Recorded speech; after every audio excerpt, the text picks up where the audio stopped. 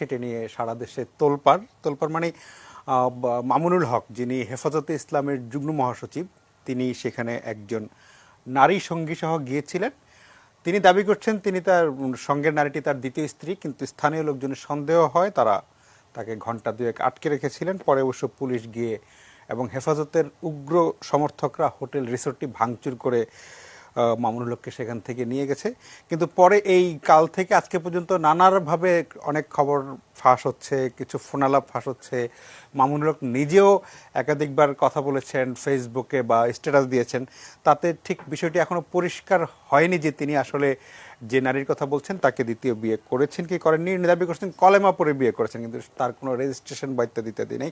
সেটা একদমই একটা নিছক কেলেঙ্কারি। কিন্তু যারা ইসলামকে হেফাজতের কথা বলে বছরের পর বছর দেশে উগ্রতা ছড়াচ্ছে, উস্কানি দিচ্ছে, নাশকতা করছে এবং নারীর বিরুদ্ধে, বিশেষ করে নারীর বিরুদ্ধে হেফাজতে ইসলাম বরাবরই নারীদের বিরুদ্ধে তারা হেয় করা, অবমাননা করা, নারীদের আটকে রাখা, নারীদের শিক্ষা পিছিয়ে রাখা এসব করছে। যারা ইসলামের কথা বলছে তারাই আজকে যেই কাজে তারা ধরা পড়েছে বা দেখা গেছে সেটা পুরোটাই ইসলামের সাথে সাংঘর্ষিক। আমরা আসলে মানে কালকে সোনারগাঁয়ের রিসোর্টে যেটা ঘটেছে সেটা আমি যদি ছোট করেও দেখি, হেফাজতে ইসলাম গত কয়েক বছর ধরে দেশের সংবিধান বিরোধী এবং শান্তি শৃঙ্খলা বিরোধী, অস্থিতিশীল করার জন্য যা যা করার সবই করছে। বঙ্গবন্ধুর ভাস্কর্য তারা বুড়িগঙ্গায় ফেলে দিতে চাচ্ছে। নরেন্দ্র মোদীর সফরকে কেন্দ্র করে বাংলাদেশের সুবর্ণ জয়ন্তীর দিনকে রক্তাক্ত করেছে এবং চট্টগ্রাম এবং ব্রাহ্মণবাড়িয়া যা হয়েছে, যে তাণ্ডব চালিয়েছে হেফাজতরা, সেটা আমরা সবাই দেখেছি। হেফাজতকে ঠেকানোর কথা বা হেফাজতকে মানে আটকানোর কথা নানাভাবে আমরা বললেও বিভিন্ন সময় সরকার, বিশেষ করে 2013 সালে শাপলা চত্বরে তাণ্ডবের পর সরকারের সাথে হেফাজতের একটা সমঝোতার পিছনের সমঝোতার কথা নিয়ে অনেকদিন আলোচনা হচ্ছে, কিন্তু এখন দেখা যাচ্ছে যে আবার হেফাজত তাদেরকে মানে দুধকলা দিয়ে যে কালসাপ পুষেছিল সরকার, হয়তো সেই কালসাপ এখন সরকারকে উল্টো ছবল দিচ্ছে। আমরা আসলে হেফাজতের এই সামগ্রিক কথা নিয়ে কথা বলবো যে তারা আসলে ইসলামকে হেফাজতের নামে ইসলামের ভাবমূর্তি নষ্ট করছে। সাধারণ মানুষের কাছে যখন নাকি ইসলাম মানে হেফাজতে ইসলাম হয়, তখন সেটা আসলে একটা ভয়ঙ্কর ব্যাপার হয়ে যায়। আমরা আজকে এই বিষয় নিয়ে কথা বলবো। আমাদের সাথে স্টুডিওতে উপস্থিত আছেন বাংলাদেশ ইসলামী ঐক্যজোটের চেয়ারম্যান মাওলানা মিসবাউর রহমান চৌধুরী। যারা বাসা থেকে যুক্ত হবেন আছেন আওয়ামী লীগের প্রেসিডিয়াম মেম্বার এবং মৎস্য ও প্রাণী সম্পদ মন্ত্রী অ্যাডভোকেট রেজাউল করিম, আছেন লেখক, সাংবাদিক ও প্রামাণ্যচিত্র নির্মাতা শাহরিয়ার কবির, আছেন অনলাইন অ্যাক্টিভিস্ট লিনা পারভিন। অনুষ্ঠানের কোনো এক পর্যায়ে আশা করি বাংলাদেশ ফেডারেল সাংবাদিক ইউনিয়নের সহসভাপতি সৈয়দ ইশতিয়াক রেজা আমাদের সাথে যুক্ত হবেন।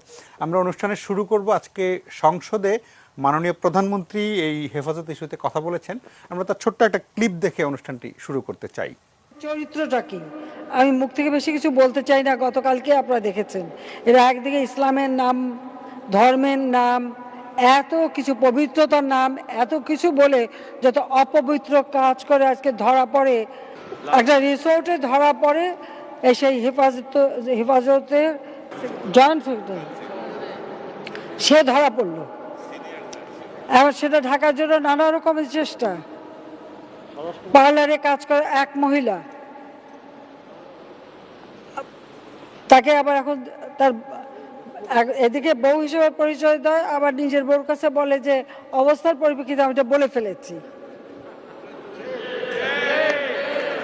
যারা ইসলাম ধর্মে বিশ্বাস করে এরকম মিথ্যা কথা তা বলতে পারে, অসত্য কথা বলতে পারে? তা তো বলতে পারে না। তাহলে এরা কি ধর্ম পালন করে, মানুষকে কি ধর্ম শিখাবে? তাই হেফাজতে যারা সদস্য তাদেরকেও আমি অনুরোধ করি যে তারা একটু বুঝে দেখুন যে কোন নেতৃত্ব তাদের, যাই আগুন জ্বালাও পোড়াও করে টোরে যে তিনি বিনোদন করতে গেলেন একটা রিসোর্টে আর একজন সুন্দরী মহিলা নিয়ে। এই তো বাস্তবতা, এটাই তো বাস্তবতা। অর্থাৎ এরা ইসলাম ধর্মের নামে কলঙ্ক এবং ইসলাম ধর্মকে তারা ছোট করে দিচ্ছে কিছু লোকের জন্য। আজকে এই ধর্মটা জঙ্গির নাম, সন্ত্রাসের নাম, আর এখন তো যে চরিত্র দেখালো দুশ্চরিত্রের নাম, সব নাম জুড়ে দিচ্ছে।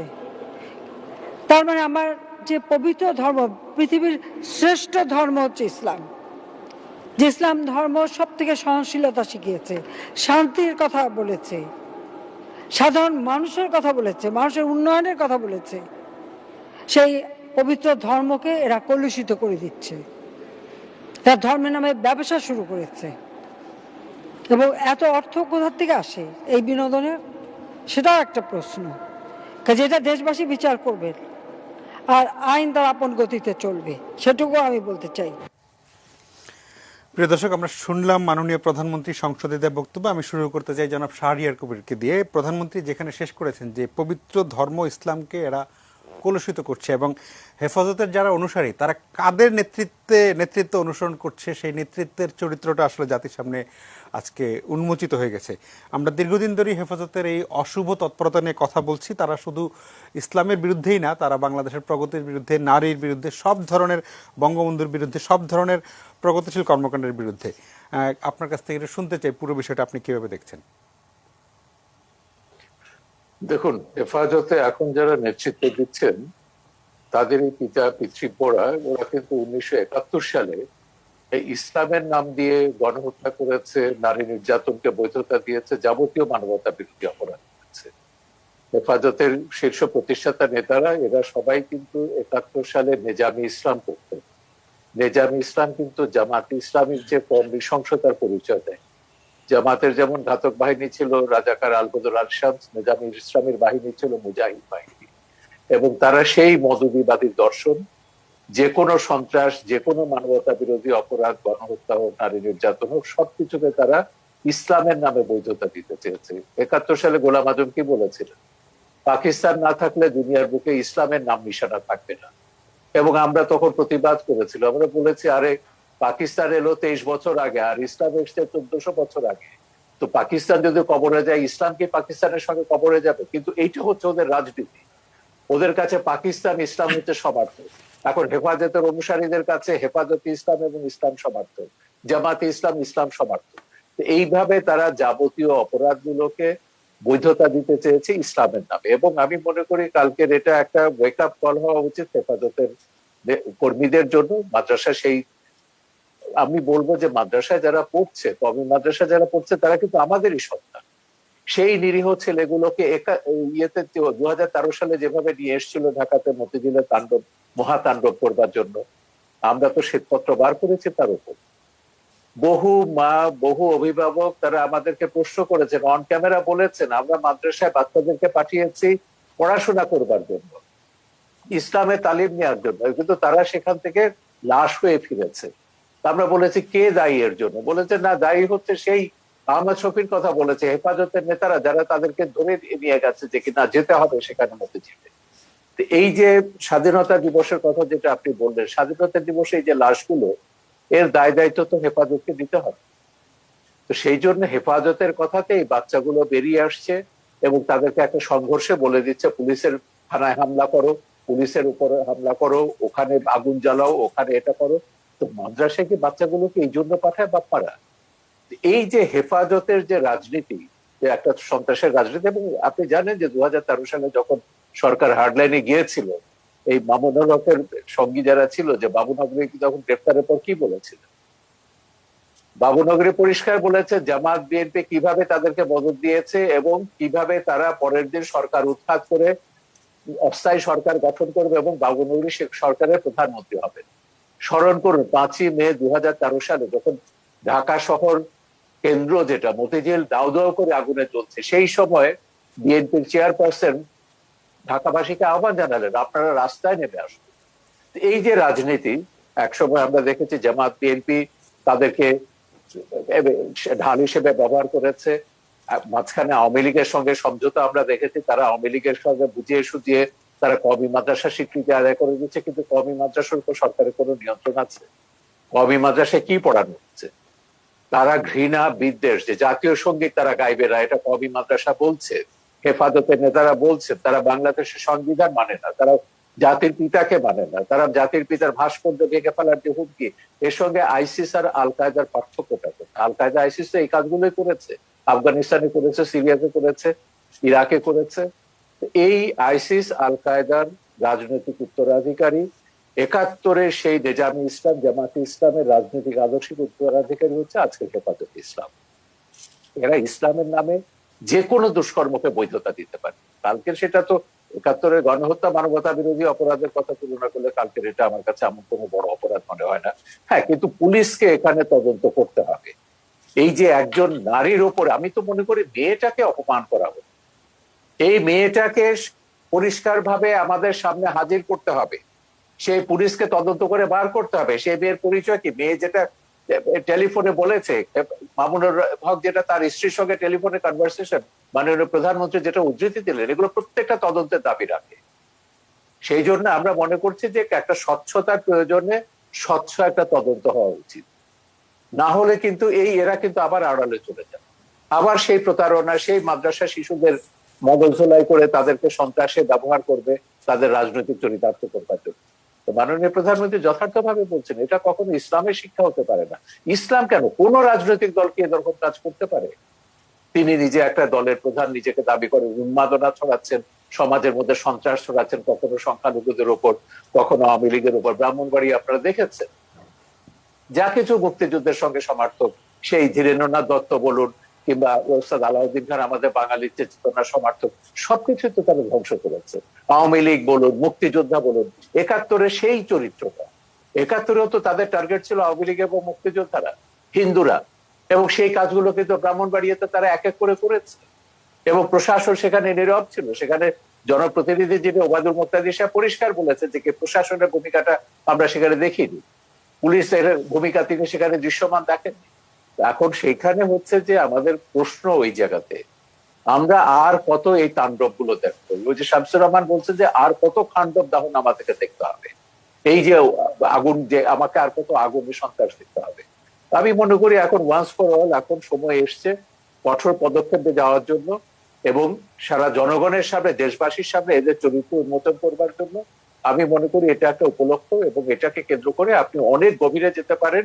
কেঁচো খুঁড়তে গেলে বহু সাপ বেরোবে, এইটুকু আমি এখন বলতে পারি। জি জনাব শাহরিয়ার কবির, আপনাকে অনেক ধন্যবাদ। অ্যাডভোকেট সমর রেজাউল করিম, আপনি আওয়ামী লীগের প্রেসিডিয়াম সদস্য। মানে শাহরিয়ার কবির যেমন বলছিলেন যে 2013 সালের 5ই মে হেফাজত ঢাকায় এসেছিল, তাদের গোপন পরিকল্পনা ছিল যে সরকার উৎখাত করে তারা ক্ষমতা দখল করবে। কিন্তু আমরা পরে দেখেছি সেই হেফাজতের সাথে আওয়ামী লীগের একটা সমঝোতা হোক, কৌশল হোক, যাই হোক, যেভাবে হোক একটা সমঝোতা হয়েছে এবং হেফাজতকে তারা এক ধরনের নিষ্ক্রিয় করে রাখতে পেরেছিল। কিন্তু মানে অভিযোগটা বলা হয় এমন যে দুধকলা দিয়ে কাল সাপ পুষলেও সেই সাপ সময় মতো ছোবল দেয়। এখন কি হেফাজত আওয়ামী লীগকে সেই ছোবল দিচ্ছে? দেশের বিভিন্ন জায়গায়, ব্রাহ্মণবাড়িয়ায়, চট্টগ্রামে, সুনামগঞ্জে, সেই সব জায়গায় কি এখন হেফাজত তার বঙ্গবন্ধুর ভাস্কর্য বুড়িগঙ্গায় ফেলে দেওয়ার হুমকি দিচ্ছে মুজিব বর্ষে? সেটা কি আওয়ামী লীগের এই কিছুদিন যে আওয়ামী লীগ তাদেরকে পুষলো সেটার ফল? ধন্যবাদ আপনাকে। প্রথমে একটু কারেকশন করতে চাই, আমি আওয়ামী লীগের প্রেসিডিয়াম সদস্য নই, আমি আওয়ামী লীগের সাবেক আইন বিষয়ক সম্পাদক। এখন মৎস্য প্রাণী সম্পদ মন্ত্রণালয়, আমি দুঃখিত। জি, প্রথম কথাটা হলো আওয়ামী লীগ দুধ কলা দিয়ে কখনো তাদের পোষেনি। আমি একটু স্মরণ করিয়ে দিতে চাই, 1975 সনের 15 আগস্ট বঙ্গবন্ধুকে হত্যা করার পরে আমাদের দেশের সর্বোচ্চ আইন সংবিধানের আর্টিকেল 38 কে সংশোধন করা হয়। সংশোধন করার ভিতর থেকে কিন্তু ধর্মভিত্তিক সমিতি, সংগঠন, রাজনীতি করার অধিকার দেওয়া হয়। আওয়ামী লীগ কিন্তু বঙ্গবন্ধুর যে বিশ্বের অন্যতম সেরা সংবিধান, সেখানে কিন্তু আর্টিকেল 38-এ কোনোভাবে ধর্মভিত্তিক সমিতি সংগঠন করার অধিকার দেওয়া হয়েছিল। এটাকে সংশোধন করে প্রথমেই কিন্তু বাংলাদেশে আইডিএল নামক একটা সংগঠন করা হয়। শাহরিয়ার কবির আছেন, উনি আমাকে ক্রেডিট দিবেন। সেটা হল ইসলামিক ডেমোক্রেটিক লীগ, যেটার প্রধান ছিলেন মাওলানা আব্দুর রহিম। এবং ওই কিন্তু সর্বপ্রথম ধর্মভিত্তিক একটি রাজনৈতিক দল স্বাধীনোত্তর বাংলাদেশে করা হয়।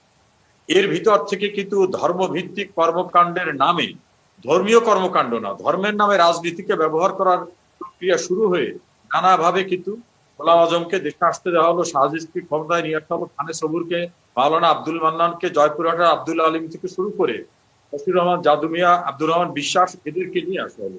এইভাবে কিন্তু ধর্মভিত্তিক কর্মকাণ্ডকে রাজনীতির অবয়বে নিয়ে আসা হলো, যেটা পাকিস্তান সৃষ্টির সময় প্রথম কথাটাই ছিল যে দ্বিজাতি তত্ত্বের ভিত্তিতে। এই ভ্রান্ত তত্ত্বটাকে বঙ্গবন্ধুকে হত্যা করার পর নতুন করে আবার প্রবর্তন করা হলো এবং মুক্তিযুদ্ধের যারা বন্ধু রাষ্ট্র তাদের সঙ্গে সম্পর্ক অবনতি ঘটিয়ে যারা আমাদের মহান মুক্তিযুদ্ধের বিরোধিতা করেছিল, আমেরিকা সহ অন্যান্য বেশ কিছু, তাদের সঙ্গে সম্পর্ক সৃষ্টি করা হলো। আপনার নিশ্চয়ই মনে আছে, বঙ্গবন্ধুর যেদিন জানাজা হয় 16ই আগস্ট, যেদিন কিন্তু বঙ্গবন্ধুর জানাজার পরের দিনই কিন্তু আহ, আমাদের দেশকে স্বীকৃতি দিল পৃথিবীর একটি দেশ। অর্থাৎ তারা বোধহয় অপেক্ষা করছিল যে শেখ মুজিবের মৃত্যু না হওয়া পর্যন্ত এই দেশকে স্বীকৃতি দেওয়া যাবে না। এইভাবে কিন্তু সর্বত্র প্রশাসনে, রাজনীতিতে, ক্ষমতায়, অন্যান্য জায়গায় সর্বত্র ধর্মভিত্তিক নাম ব্যবহার করা যে সমস্ত উগ্র গোষ্ঠী, তাদেরকে প্রতিষ্ঠিত করা হয়েছে।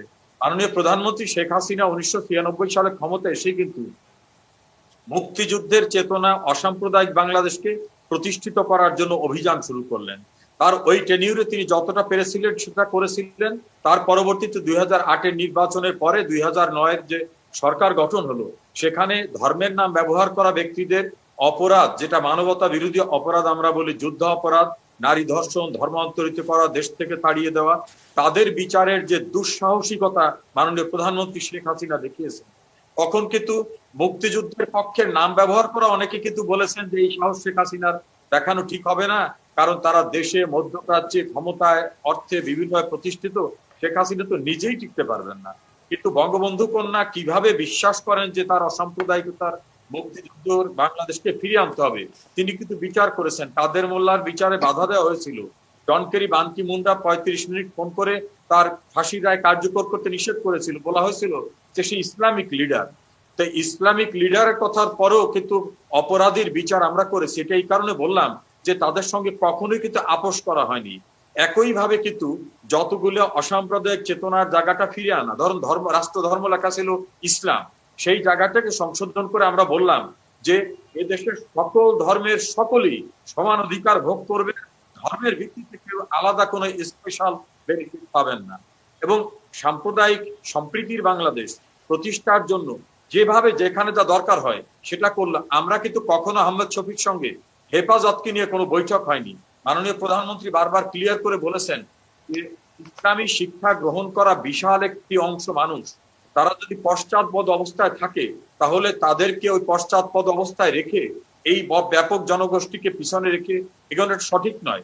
তাদেরকে আধুনিক শিক্ষায় নিয়ে আসা, আধুনিক ব্যবস্থায় নিয়ে আসার জন্য মাদ্রাসা শিক্ষা বোর্ডকে বঙ্গবন্ধু যেমন বোর্ড করেছিলেন, যেমন ভাবে বঙ্গবন্ধু বাইতুল মোকাররমকে স্বীকৃতি দিয়েছিলেন, আপনার বিশ্ব ইস্তেমার জায়গা, কাকরাইলে আমাদের তবলিগ জামাতের জায়গা, এই সমস্ত কিছু বঙ্গবন্ধু যে উদ্দেশ্য নিয়ে করেছিলেন যে ইসলাম একটি শান্তির ধর্ম, সেটাকে যাতে বাস্তবসম্মত ইসলামিক জীবনযাপনের জায়গায় ইসলামিক কালচারের প্র্যাকটিস থাকতে পারে, সেই জন্য তিনি কওমি শিক্ষাকে একটা মানসম্মত আইডেন্টিটি দেওয়ার জন্য তাদেরকে এম এ পাশের মর্যাদা দিয়েছিলেন এবং টার্গেট রেখেছিলেন যে শিক্ষা ব্যবস্থায় তাদের আধুনিক শিক্ষায় শিক্ষিত হতে হবে, তাদেরকে বিজ্ঞান শিখতে হবে, কম্পিউটার শিখতে হবে। এইভাবে আমরা কোনোভাবে কিন্তু হেফাজতের সঙ্গে সমঝোতা করিনি।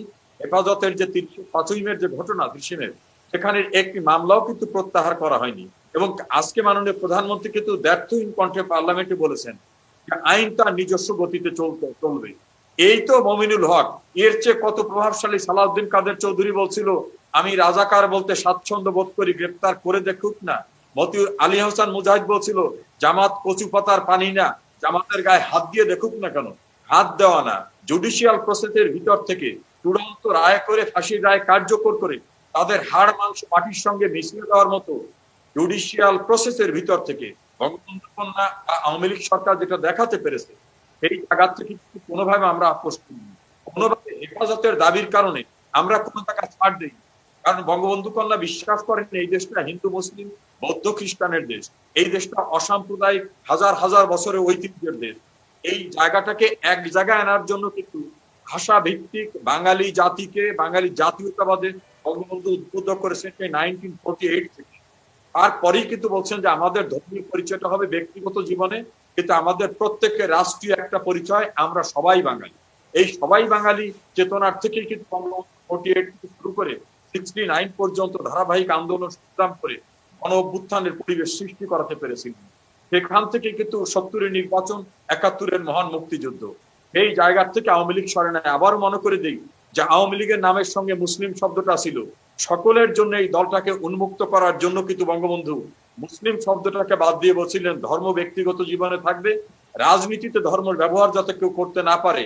আর রাষ্ট্রের কোনো ধর্ম থাকতে পারে না, রাষ্ট্র তো নামাজ পড়ে না, রাষ্ট্র অজু করে না, রাষ্ট্র রোজা রাখে না, আমার ধর্ম আমি পালন করব, শাহরিয়ার কবির একটা সে করবে, রাম রহিমের ধর্ম যার যার মতো পালন করবে, খ্রিস্টান বৌদ্ধ তার ধর্ম পালন করবে।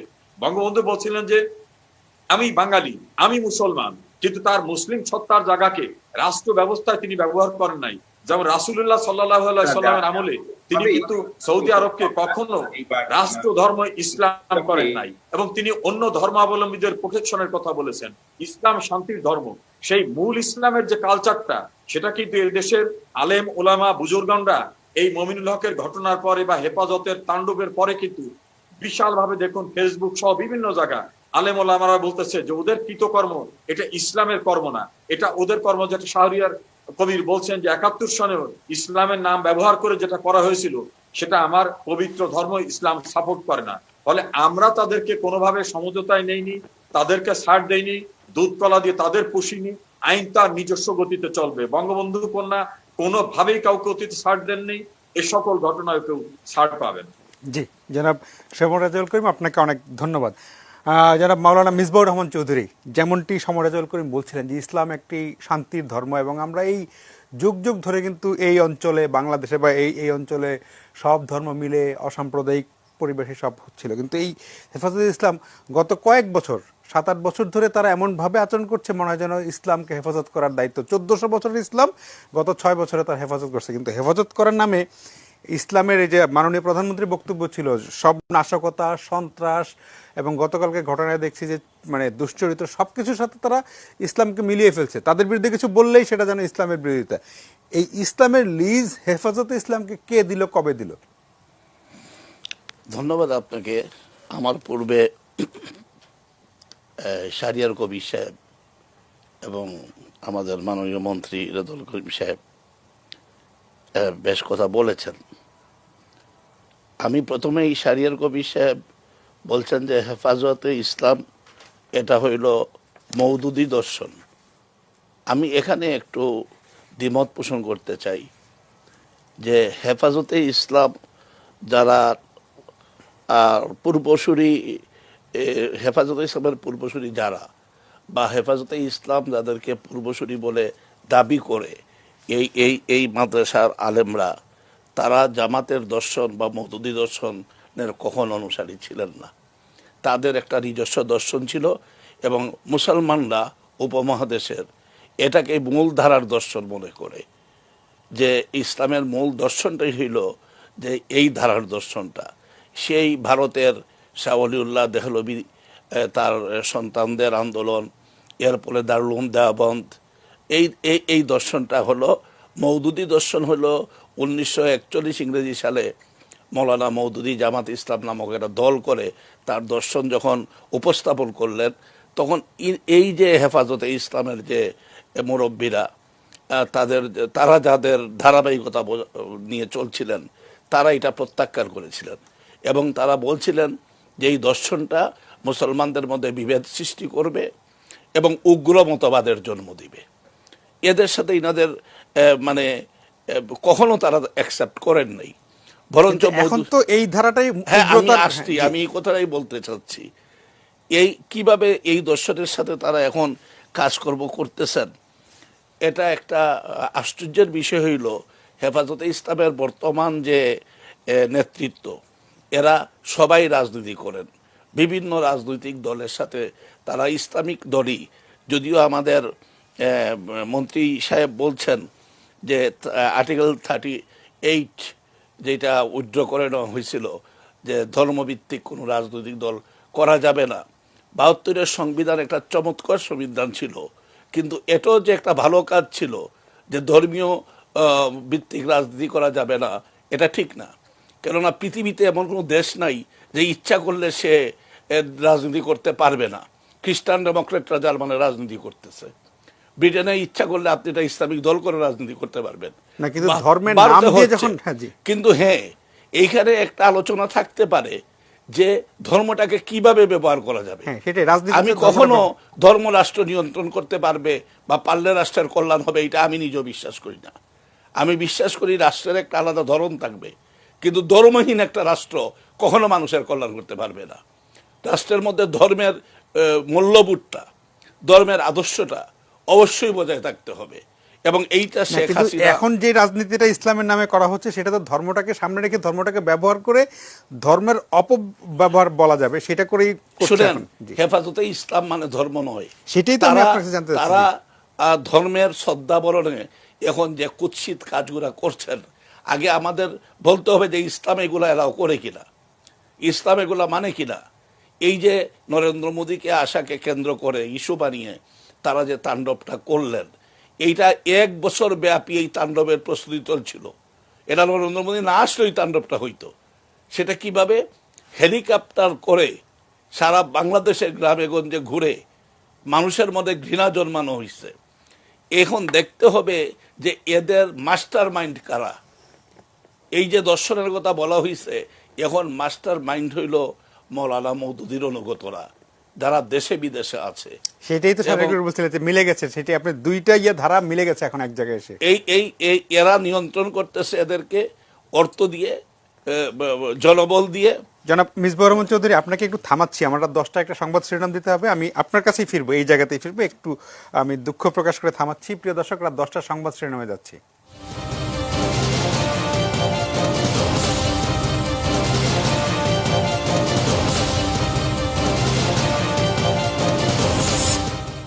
কাল থেকে লকডাউন, বাড়ি ফেরার ধুম।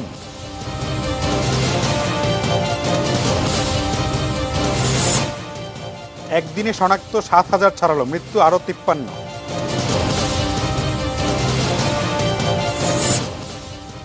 মামুনুলের নারী কেলেঙ্কারি ইসলামের পবিত্রতা নষ্ট করছে, সংসদে প্রধানমন্ত্রী। হেফাজত নেতার দ্বিতীয় বিয়ে নিয়ে বিভ্রান্তি।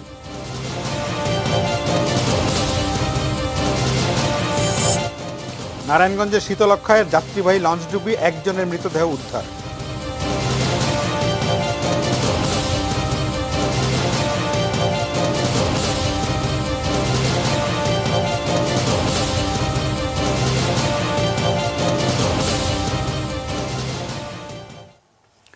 প্রিয় দর্শক, এই ছিল রাত 10টার সংবাদ শিরোনাম। আমরা ছোট্ট একটা বিরতিতে যাচ্ছি। বিরতির পর মাওলানা মিসবাহ রহমান চৌধুরীর অসমাপ্ত বক্তব্য ফিরে এসে শুনবো, আশা করি আপনাদের সঙ্গেই পাবো।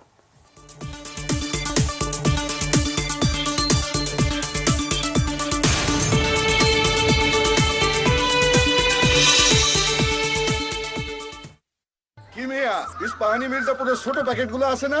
100 গ্রামের একটা প্যাকেট দাও তো। এই নেন, আপনারা ভাই বড় মনের মানুষ, বড় বড় প্যাকেট নেন। তোমার মনও কিন্তু কম বড় না মাস্টার। টাকা পয়সা ছাড়াই গরিব বাচ্চাদের পড়াও। আমরা মানুষ কম, চাহিদাও কম। তাইলে ছোট প্যাকেট নাও, যার যেমন দরকার সেরকম প্যাকেট তো আছেই। এই মাস্টারের একটা 10 টাকার প্যাকেট দাও তো। ধরেন ভাই, আপনারা বড় মনের মানুষ, বড় বড় প্যাকেট নেন। তোর তো নামই মন্টু, ডাবল মন, কিন্তু সংসারে টোনাটুনি দুইজন। তোর জন্য 7.5 গ্রাম মাত্র 5 টাকা। এভাবে যার যেমন প্রয়োজন তেমনই ছোট ছোট সাশ্রয়ী প্যাকে এলো শ্রেষ্ঠ ব্লেন্ডের অনন্য স্বাদের ইস্পাহানি মির্জাপুর। এবার দেশ জুড়ে লাইফটা হবে ভরপুর। করোনা ভাইরাস থেকে নিজে বাঁচতে ও অন্যকে বাঁচাতে বিশ্ব স্বাস্থ্য সংস্থার গাইডলাইন অনুযায়ী অবশ্যই মাস্ক ব্যবহার করতে হবে। মাস্ক এমন ভাবে পরবেন যেন নাক মুখ পুরোপুরি ঢাকা থাকে। মনে রাখবেন, করোনা প্রতিরোধের সবচেয়ে কার্যকর পদ্ধতি হচ্ছে মাস্ক, মাস্ক এবং মাস্ক ব্যবহার করা। সঠিক নিয়মে মাস্ক পরুন, নির্ধারিত সামাজিক দূরত্ব বজায় রাখুন, করোনা থেকে নিজে বাঁচুন, অন্যকে বাঁচান। জনসচেতনতায় স্বাস্থ্য ও পরিবার কল্যাণ মন্ত্রণালয়। চান্দা কই? চান্দা দে।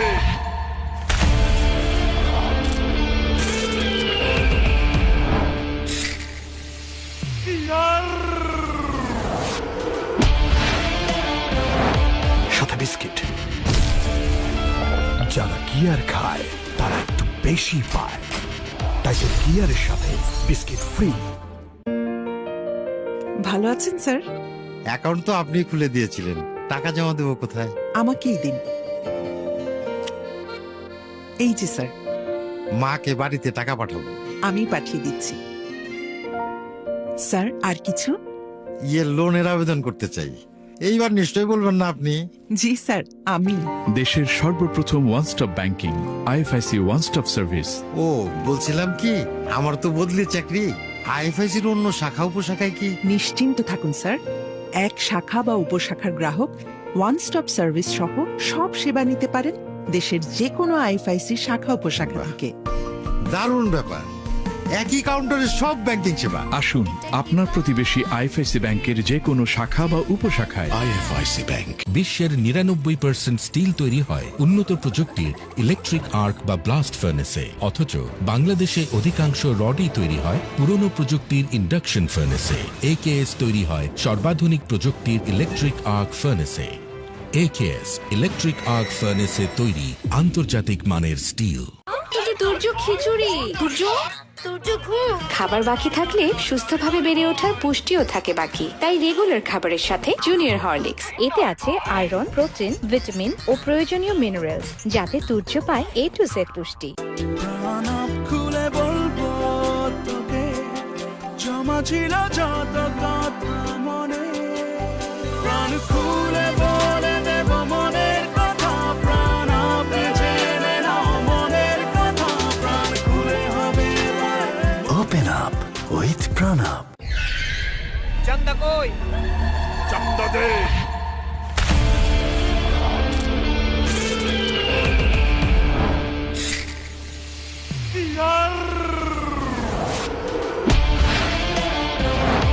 সাথে বিস্কিট।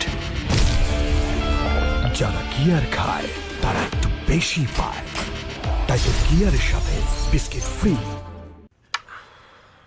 ওয়াটার গরম,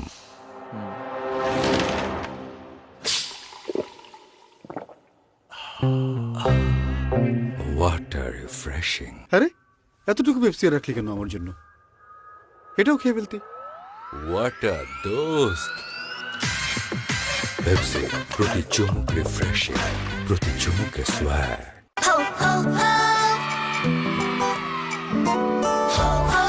আছে ভিটামিন সি, কমলার মতো। আছে ক্যালসিয়াম, দুধের মতো। আছে আয়রন, পালং শাকের মতো। হরলিক্স বাচ্চাদের দেয় একটি কমলার সমপরিমাণ ভিটামিন সি, 1.5 কাপ দুধের সমপরিমাণ ক্যালসিয়াম ও 3 বাটি পালং শাকের সমপরিমাণ আয়রন সহ 20টি ভাইটাল নিউট্রিয়েন্টস। হরলিক্স। মেঘনা গ্রুপ অফ ইন্ডাস্ট্রিজের ম্যাগনেসিয়াম ডিলাক্স সিমেন্ট ব্যবহার করুন, যা কংক্রিটকে করে দুর্ভেদ্য আর রডকে রাখে সুরক্ষিত। ম্যাগনেসিয়াম ডিলাক্স, দুর্ভেদ্য বাড়ি যুগের পর যুগ। বিভিন্ন প্রয়োজনে লেনদেন করতে আপনার বাইরে যেতে হবে না, ঘরে বসেই যে কোনো লেনদেন বিকাশ করুন। যেমন টাকা পাঠানো, বিদ্যুৎ সহ বিভিন্ন বিল পরিশোধ কিংবা মোবাইল রিচার্জ। আর বিকাশের ব্যালেন্স শেষ হয়ে গেলে ব্যাংক বা কার্ড থেকে মুহূর্তেই টাকা আনুন। ঘরে থাকুন, নিরাপদে থাকুন। ডিজিটাল ক্যাম্পেইনে এবার মার্সেল ফ্রিজ ও ওয়াশিং মেশিন কিনে পেতে পারেন এসি ও ফ্যান ফ্রি। মার্সেল। মেঘনা গ্রুপ অফ ইন্ডাস্ট্রিজের ম্যাগনেসিয়াম ডিলাক্স সিমেন্ট ব্যবহার করুন, যা কংক্রিটকে করে দুর্ভেদ্য আর রডকে রাখে সুরক্ষিত। ম্যাগনেসিয়াম ডিলাক্স, দুর্ভেদ্য বাড়ি যুগের পর যুগ। চ্যাম্পিয়ন হতে হলে ঘাম ছড়াতেই হবে। ক্যাচ। কোচ, শুধু ঘাম সমস্যা না, কিন্তু ঘাম আর চুলকানি বড় সমস্যা। ক্যাচ। লাইফ বয় কুল ফ্রেশ। চুলকানি হয় জীবাণু আর ঘাম থেকেও। লাইফ বয় কুল ফ্রেশ জীবাণুর সাথে ফাইট করে আর তোমাকে রাখে ফ্রেশ 12 ঘন্টা পর্যন্ত। লাইফ বয় কুল ফ্রেশ এবং লেমন ফ্রেশ। আছো তুমি কৃষকের ঘামে, তোমার হাসি ফসলের ঘানি, শস্য দানায় ফসলের মাঠে, এসো করি জয়, স্বপ্ন ফলায়। সবুজ বিপ্লবের স্বপ্নদ্রষ্টা জাতির পিতা বঙ্গবন্ধু শেখ মুজিবুর রহমানের ছবি দিয়ে তৈরি বিশ্বের সর্ববৃহৎ শস্যচিত্র এবার স্থান করে নিল গিনেস বুক অব ওয়ার্ল্ড রেকর্ডসে। বাংলাদেশের এই গৌরবময় অর্জনের অংশীদার হতে পেরে ন্যাশনাল এগ্রি কেয়ার গর্বিত। এনএসসি, ন্যাশনাল এগ্রি কেয়ার, এসো স্বপ্ন ফলাই।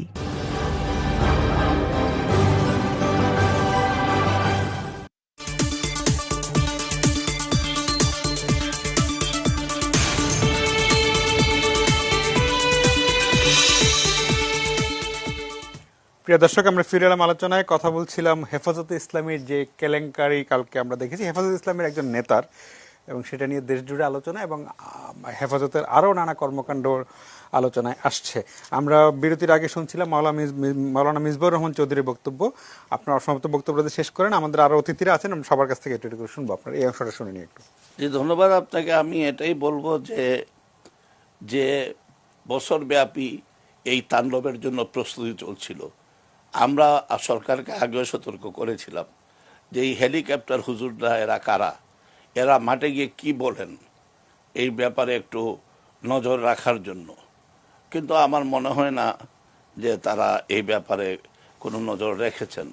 তার পরিণাম হলো যে নরেন্দ্র মোদী ইস্যু, এটা এমন একটা ইস্যু যে নরেন্দ্র মোদীকে তো অনেকেই সমর্থন করেন না, কিন্তু নরেন্দ্র মোদী ভারতের প্রধানমন্ত্রী, বাংলাদেশের প্রধানমন্ত্রী আমাদের স্বাধীনতা রজত জয়ন্তীতে বিশ্বের অন্যান্য নেতাদের সাথে দাওয়াত করেছেন।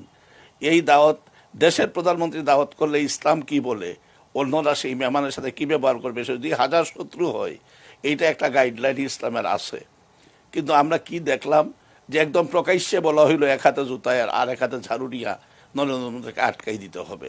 প্রকাশ্য তাদের বক্তৃতা বিবৃতি বিভিন্ন সামাজিক যোগাযোগ মাধ্যমে প্রচারও করা হলো ব্যাপকভাবে। এবং ২৬ তারিখ থেকে যে তাণ্ডবটা হলো, এটা ছিল নরেন্দ্র মোদী আশার বিরোধিতা নয়, বলুন তো এটা ছিল স্বাধীনতা সুবর্ণ জয়ন্তীকে বানচাল করা, বঙ্গবন্ধুর জন্মশতবার্ষিকীকে প্রশ্নবিদ্ধ করা, বিশ্বের দরবারে বাংলাদেশের ইমেজকে বিনিষ্ট করা, সাথে সাথে মহান ধর্ম ইসলামের ভাবমূর্তি ক্ষুণ্ণ করা, এটাই ছিল তাদের কাজ এবং এটা তারা করেছে। জি, জনাব মিসবাহ রহমান চৌধুরী, আপনাকে ধন্যবাদ। লীনা পারভিন আছেন আমাদের সাথে, অনলাইন অ্যাক্টিভিস্ট।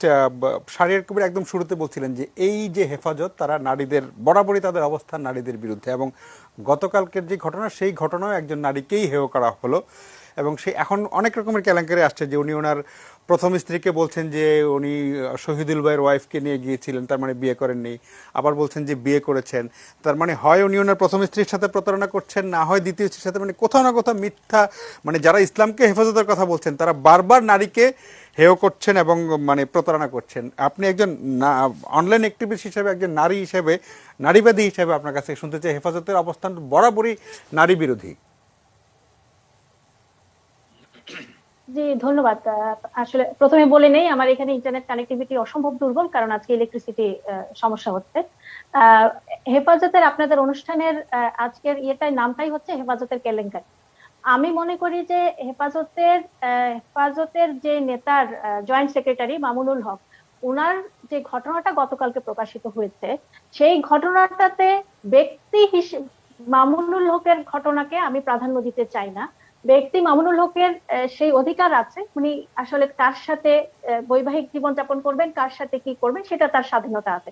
কিন্তু আমার আপত্তির জায়গাটা কোন জায়গায় বা যে কারণে এই জায়গাটা আলোচনায় আসছে, সেটা হচ্ছে এই মামুনুল হকের কিন্তু বিভিন্ন সভা সমাবেশ, ইউটিউব ওয়াজ মাহফিল বা তার যারা অনুসারীরা, তারা প্রতিনিয়ত নারী বিদ্বেষী বক্তব্য দিয়ে যাচ্ছে, নারী নেতৃত্বকে নিয়ে বক্তব্য দিয়ে যাচ্ছে।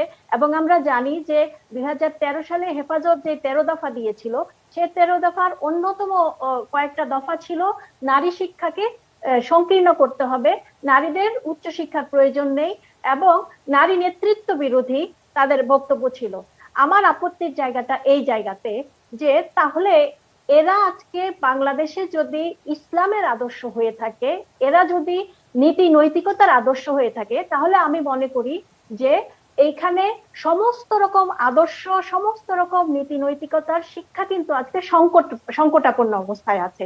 এই জায়গা থেকে আমি মনে করি হেফাজতের কেলেঙ্কারি শুধুমাত্র এই একটা জায়গায় সীমাবদ্ধ না, কিন্তু হেফাজতের কেলেঙ্কারি আরো অনেক বড় পরিসরে কিন্তু কেলেঙ্কারি ঘটনা ঘটছে।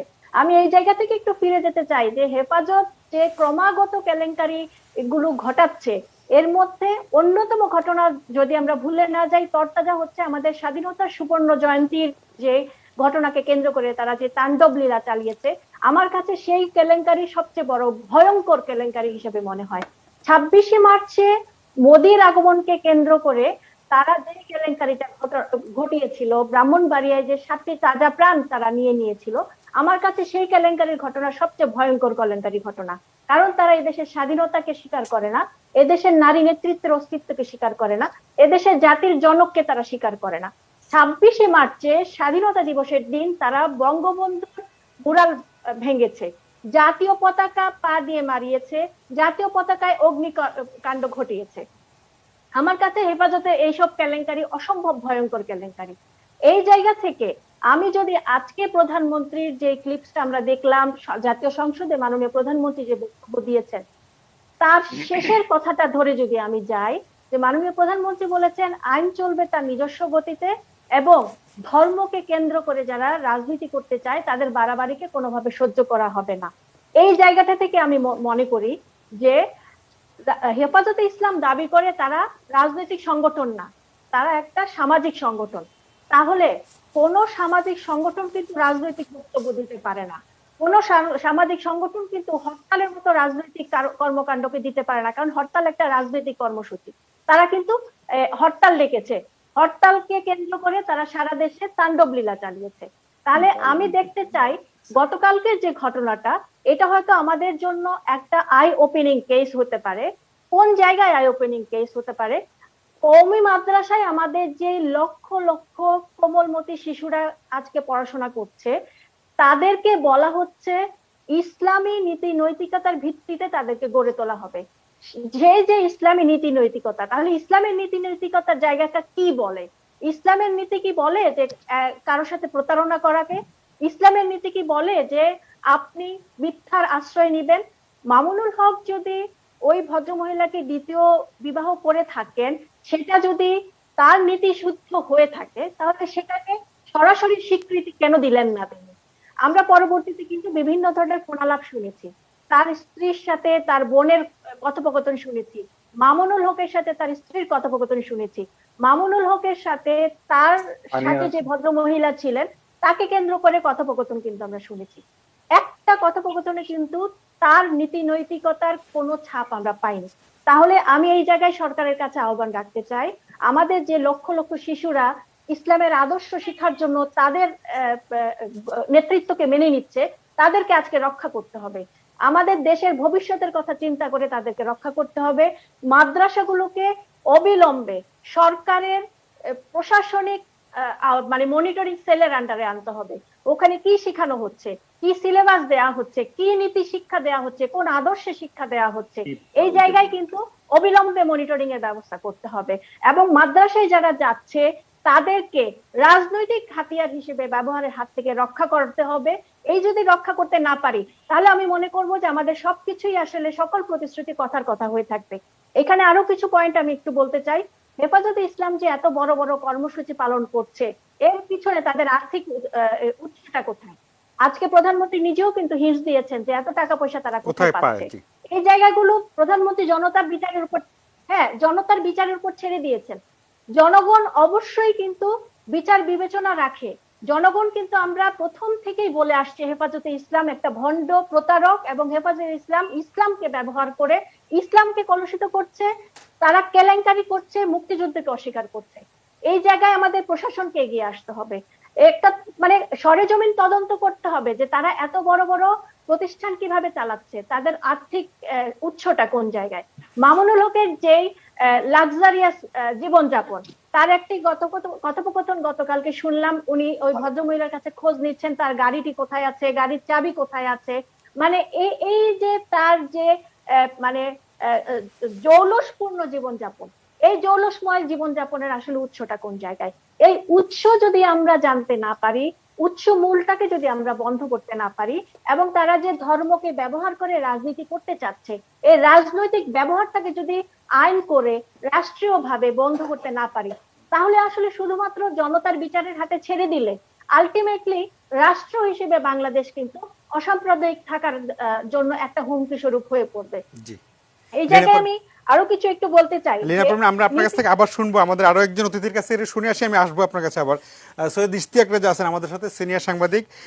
জনাব ইশতিয়াক রেজা, আমরা দেখছি গত কয়েকদিন ধরে হেফাজতে ইসলামের নানা কর্মসূচিতে তারা গণমাধ্যমের বিরুদ্ধে তাদের উচ্চকণ্ঠ, মানে এক ধরনের হুমকি, এবং গণমাধ্যমের কর্মীরা কখনোই হেফাজতের কোনো কর্মসূচিতে গিয়ে নিজেদের নিরাপদ মনে করে না। 2013 সালে সেই শাপলা চত্বরের ঘটনা থেকে তখনও তারা নারীদের হেনস্থা করেছে, রীতিমতো শারীরিকভাবে আক্রমণ করেছে, এবং বারবার হেফাজতের কর্মসূচিতে গিয়ে সাংবাদিকরা তাদের হামলার শিকার হয়েছে, শারীরিকভাবে নিগ্রহের শিকার হয়েছে। এবং এখন তারা প্রকাশ্যে বলছে যে আমাদের গণমাধ্যম দরকার নেই, আমাদের সামাজিক যোগাযোগ মাধ্যম আছে, আমাদের মসজিদ আছে। মসজিদকেও তারা তাদের মানে এই নাশকতার কেন্দ্র বানাতে চাইছে। তাদের এত গণমাধ্যম বিদ্বেষ কেন? না, প্রথমে দেখেন, আপনি যদি পুরো চিত্রটার দিকে তাকান, আমাদের একটু পুরো চিত্রটার দিকে তাকাতে হবে। পুরো চিত্রটা আমাদের কাছে কিন্তু আমি বলবো যে ছবিটা পরিষ্কার হয়েছে। ছবিটা কিরকম পরিষ্কার হয়েছে? হেফাজতে ইসলাম নিজেদেরকে একটি অরাজনৈতিক সংগঠন দাবি করে, শান্তিপূর্ণ সংগঠন দাবি করে, কিন্তু হেফাজতে ইসলাম প্রমাণ করেছে এই ঘটনার ভিতর দিয়ে যে এটি একটি জঙ্গি সাম্প্রদায়িক রাজনৈতিক সংগঠন। সুতরাং এটা একটা ছবি পরিষ্কার হলো।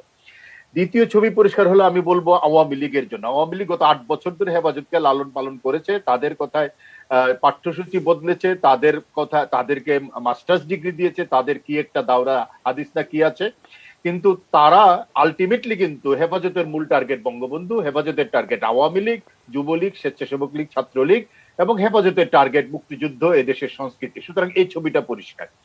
3 নম্বর ছবিটা পরিষ্কার হলো সেটা হলো যে পৃথিবীর বুকে যারা বাংলাদেশে মত প্রকাশের স্বাধীনতা, গণতন্ত্র, মানবাধিকার নিয়ে কথা বলে, তাদের কাছে পরিষ্কার হলো যে আওয়ামী লীগের বাইরে বাংলাদেশের কোন রাজনৈতিক শক্তিটা আসলে উঠে আসছে বাংলাদেশে। সুতরাং এটি পরিষ্কার হলো। চতুর্থ একটি ছবি পরিষ্কার হয়েছে, বাংলাদেশের বামপন্থী এবং তথাকথিত সুশীল রাজনীতি যারা করে, তারা আসলে কতটা রাজনৈতিক প্রণোদনা দিতে পারে সহিংসতার প্রতি এবং জঙ্গি সংগঠনের প্রতি তাদের ভুল রাজনৈতিক লাইনের কারণে। পঞ্চম ছবি যেটা লীনা বলছিলেন, যে হেফাজতের নেতারা যতই কথা বলুক যে তারা নীতি নৈতিকতার কথা বলুক, উপদেশ দিক, কিন্তু তারা যে কতটা অনৈতিক, হেফাজতের মামুনুল সেটা প্রমাণ করেছেন। কতটা ব্যক্তিগত জায়গায় কতটা অসৎ, কতটা দুর্নীতিবান, কতটা দুশ্চরিত্র, সেটার প্রমাণ পাওয়া গেল। এখন গণমাধ্যমের তারা যে বিরোধিতা করে সেটাও খুব হাস্যকর। এই কারণে তাদের কর্মীরা, তাদের লোকজন মসজিদে, মাদ্রাসায়, ফেসবুকে সারাদিন বলে বেড়ায় যে ইহুদি নাসারার সাথে সংস্পর্শ ত্যাগ করতে হবে। বাংলাদেশের মিডিয়াগুলো, এই সোশ্যাল মিডিয়া, সেগুলো সব হলো ইহুদিদের আবিষ্কার, নাসারাদের আবিষ্কার। আবার এই ইহুদি নাসারার ফেসবুক কিন্তু তাদের এখন প্রধান অস্ত্র হয়ে দাঁড়িয়েছে। মসজিদকে তারা ব্যবহার করছে তাদের রাজনৈতিক কর্মকাণ্ডের জায়গা হিসেবে। এখানে সরকারের দুর্বলতা ভয়ঙ্করভাবে স্পষ্ট, এবং সরকার যেটা ভেবেছিল যে হেফাজতকে পালবে, তাদেরকে নানা ধরনের ছলবলে কৌশলে রাখবে, কিন্তু শেষ পর্যন্ত কিন্তু হেফাজত যে পেলেছে তাকেই কিন্তু আক্রমণ করেছে। এই জায়গাটা আমার কাছে মনে হয় যে গণমাধ্যমেরও বোঝা দরকার। আমরা মাঝে মধ্যেই হেফাজতের নেতাদেরকে ডেকে এনে শাহরিয়ার কবিরের পাশে যখন বসাই, শাহরিয়ার কবির যুক্তির কথা বলেন, তারা কিনা বলেন যে বিনা যুক্তিতে আমরা সেরা। ওটা বলে তারা শাহরিয়ার কবিরের মতো লোককে, আমাকে, আপনাকে, সবাইকে নাস্তিক বলে চলে যায়। সুতরাং গণমাধ্যমের নিজেরও শিক্ষার ব্যাপার আছে কিন্তু হেফাজতের কাছ থেকে। হেফাজত গণমাধ্যমকে ওন করছে না, বাংলাদেশের স্বাভাবিক মেইনস্ট্রিম গণমাধ্যমকে, মূলধারার গণমাধ্যম, কিন্তু আমরা কেন তাদের পিছনে দৌড়াচ্ছি সেটাও কিন্তু আমাদের নিজেদেরকে একটু প্রশ্ন করা উচিত। সুতরাং সামগ্রিকভাবে হেফাজত কেন্দ্রিক বাংলাদেশের ছবিটা পরিষ্কার হয়েছে। আওয়ামী লীগ বুঝবে কিনা, বামপন্থীরা বুঝবে কিনা, গণমাধ্যম বুঝবে কিনা, সরকার বুঝবে কিনা, বাকি ইসলামী দলগুলো বুঝবে কিনা, সেটা যার যার দায়িত্ব। কিন্তু হেফাজত তাদেরকে বুঝিয়ে দিয়েছে কিন্তু তারা কি জিনিস। জি, জনাব ইশতিয়াক, আপনাকে অনেক ধন্যবাদ। আপনি একদম ছবিটা পরিষ্কার করে দিয়েছেন অল্প করে। জনাব শাহরিয়ার কবির, আপনার কাছে আলোচনাটা অনেক দূর আসলো, এবং ইশতিয়াক যেখানে বললেন যে এখন একদম পক্ষ বিপক্ষ কিন্তু পরিষ্কার, কিন্তু আমরা সিদ্ধান্ত নিতে হবে যে আমরা আসলে কোন পক্ষে যাব। কিন্তু সেখানে কোথাও কোথাও কি একটু দোদুল্যমানতা দেখা যায়, যে যেমন ইশতিয়াক রাজা বলছিলেন যে এই নরেন্দ্র মোদীর সফরকে কেন্দ্র করে সুবর্ণ জয়ন্তীকে কালিমালিপ্ত করার যে চেষ্টা, সেই চেষ্টায় কিন্তু এই হেফাজতের সাথে বামদেরও কেউ কেউ ছিল। ফলে আমরা কি আমাদের নিজেদের অবস্থানটা পরিষ্কার করতে ব্যর্থ হচ্ছি? বাম বলতে যাদেরকে আপনি বোঝাচ্ছেন তারা কতটুকু বাম? এই বাম তো আমরা 71-এও দেখেছি। 71-এ তো সেই মুক্তিযুদ্ধকে তো দুই কুকুরের কামড়াকামড়িও তো বামদের কেউ কেউ বলেছিলেন। সুতরাং ওইটাকে আমি এদেরকে ওইভাবে বাম বলতে চাই না। কিন্তু যে কথাটা এখানে আলোচনাটা খুব জরুরি, যেটা মেজবা সাহেব বললেন এবং যেটা বললেন, 26শে মার্চ নরেন্দ্র মোদী এটা একটা উপলক্ষ মাত্র। তাদের একটা এগুলো উপলক্ষ দরকার হয়, কিন্তু 2013 সালে কোন নরেন্দ্র মোদী ছিল, কোন ভারত ছিল? 26শে মার্চের চেয়ে অনেক বড় তাণ্ডব কিন্তু আমরা 2013 সালে দেখেছি। আমাদের স্মৃতি এত দুর্বল যে আমরা এগুলো, পুরোনো গুলো 7 বছর আগের ঘটনা, 8 বছর আগের ঘটনা আমরা এখন ভুলে গেছি। ওদের কোনো ইস্যু দরকার হয় না। 71 সালে তারা যে গণহত্যা করেছিল, এগুলো কিন্তু ধারাবাহিক ভাবে সেই মওদুদিবাদ। আমি এখনো বলবো, যেটা মেজবা সাহেব যতই দ্বিমত করুন না কেন, হেফাজত আর জামাতকে এখন আলাদা করা যাবে না। জামাত আমন্দ হেফাজতকে গিলে খেয়েছে। এই হেফাজত কিন্তু সেই ব্রিটিশ আমলের দেওবন্দের উত্তরাধিকারত্ব বহন করে না। এরা এখন মওদুদিবাদের ধারক, সম্পূর্ণ রাজনৈতিক ইসলাম যেটা সমস্ত রকম সহিংসতাকে, সন্ত্রাসকে এবং গণহত্যা থেকে শুরু করে মানবতা বিরোধী অপরাধকে বৈধতা দেয় ইসলামের নামে। এটাই হচ্ছে মওদুদির মূল দর্শন। সেই জন্য আমরা যেটা বলতে চাই, বঙ্গবন্ধুর ওই ব্যাপারটা নিয়ে কিন্তু একটা বিভ্রান্তি রয়েছে। ধর্মের নামে বঙ্গবন্ধু কেন রাজনীতি নিষিদ্ধ করেছেন সেটা আপনি 4 নভেম্বরে তার ভাষণটা একটু পুঙ্খানুপুঙ্খ ভাবে পড়ে দেখুন। পরিষ্কার ভাবে বঙ্গবন্ধু বলেছেন তার সেকুলারিজম কিন্তু পশ্চিমের সেকুলারিজম নয়। ইউরোপে, আমেরিকা যেভাবে সেকুলারিজমের কথা বলা হয়, বঙ্গবন্ধু ধর্মনিরপেক্ষতা সম্পূর্ণ আলাদা। বঙ্গবন্ধু বাক্যটা শুরুই করেছিল ধর্মনিরপেক্ষতার ব্যাখ্যা দিতে গিয়ে, ধর্মনিরপেক্ষতার অর্থ ধর্মহীনতা নয়। তারপর তিনি বলছেন মুসলমান ইসলাম ধর্ম পালন করবে, হিন্দুরা সনাতন ধর্ম পালন করবে, প্রত্যেকে নিজ নিজ ধর্ম পালন করবে, শুধু ধর্মকে রাজনীতি এবং রাষ্ট্র থেকে পৃথক রাখতে হবে। কেন? ব্যাখ্যা করে তিনি পাকিস্তানের 24 বছরের শাসন, শোষণ, পীড়ন, নিষ্পেষণের কথা বলেছেন, 71-এর গণহত্যার কথা বলেছেন, মানবতা বিরোধী অপরাধের কথা বলেছেন এবং পরিষ্কার ভাবে বলেছেন ধর্মের পবিত্রতা রক্ষা করার জন্য ধর্মকে রাজনীতি এবং রাষ্ট্র থেকে পৃথক রাখতে হবে। ব্যক্তিগত জীবনে বঙ্গবন্ধু অত্যন্ত ধর্মপরায়ণ ব্যক্তি ছিলেন। তার আত্মজীবনী পড়ুন, কারাগারে রোজনামচা পড়ুন, তিনি নামাজ পড়তেন, সে জেলখানায় যেখানে সুযোগ সুবিধা ছিল সেখানে তিনি নামাজ পড়েছেন, কোরআন তেলাওয়াত করেছেন। তার ব্যক্তি জীবনে ধর্ম পালনের তো কোনো নিষেধাজ্ঞা তো করেনি। কিন্তু রাজনীতিতে যখনই আনবেন, ওই যে মুনির কমিশন পাকিস্তানে যেটা 53 সালে করেছিল কাদিয়ানি দাঙ্গার পরে, সেখানে পরিষ্কার ভাবে তারা বলছেন যে এখানে 15টা রাজনৈতিক দল এবং সংগঠন, আলেম ওলামাদেরকে ডাকা হয়েছে, দুটো মাত্র প্রশ্ন জিজ্ঞেস করা হয়েছে, ইসলামের সংজ্ঞা কি এবং মুসলমানের সংজ্ঞা কি। বলেছে 15 জন 15টা সংজ্ঞা দিয়েছে। এখন সেখানে মৌলানা আবুল্লাহ মওদুদিও ছিলেন। তিনি বলছেন মওদুদির যদি সংজ্ঞা আমি গ্রহণ করি, আরেকজন বলবে না তুমি মুসলমান না, তার সংজ্ঞা যদি গ্রহণ করি বলবে তুমি মুসলমান নও। সেই জন্য বলছেন এটা রাষ্ট্রের দায়িত্ব নয় কে মুসলমান কে মুসলমান নয় এগুলো নির্ধারণ করা, এগুলো আলেমদের উপর আপনারা ছেড়ে দিন, রাষ্ট্রকে রাষ্ট্রের কাজ করতে দিন। কিন্তু বঙ্গবন্ধুর সময় রাষ্ট্র কি ধর্মের বিরুদ্ধে ছিল? সমস্ত ধর্মের মানুষ এখানে ধর্ম পালন করার সুযোগ পেয়েছে। এমনকি আমরা তখনও সমালোচনা করেছিল কেন টেলিভিশনে রাষ্ট্রীয় প্রোগ্রামে 4টা ধর্মীয় গ্রন্থ কিন্তু পাঠ করা হবে। হ্যাঁ, বঙ্গবন্ধু ধর্ম নিরপেক্ষতাটা ছিল এরকম একটা ইনক্লুসিভ সেকুলারিজম যেখানে ধর্মকে স্পেস দিয়ে রাষ্ট্র এবং রাজনীতি থেকে তাকে পৃথক রাখা হয়েছে।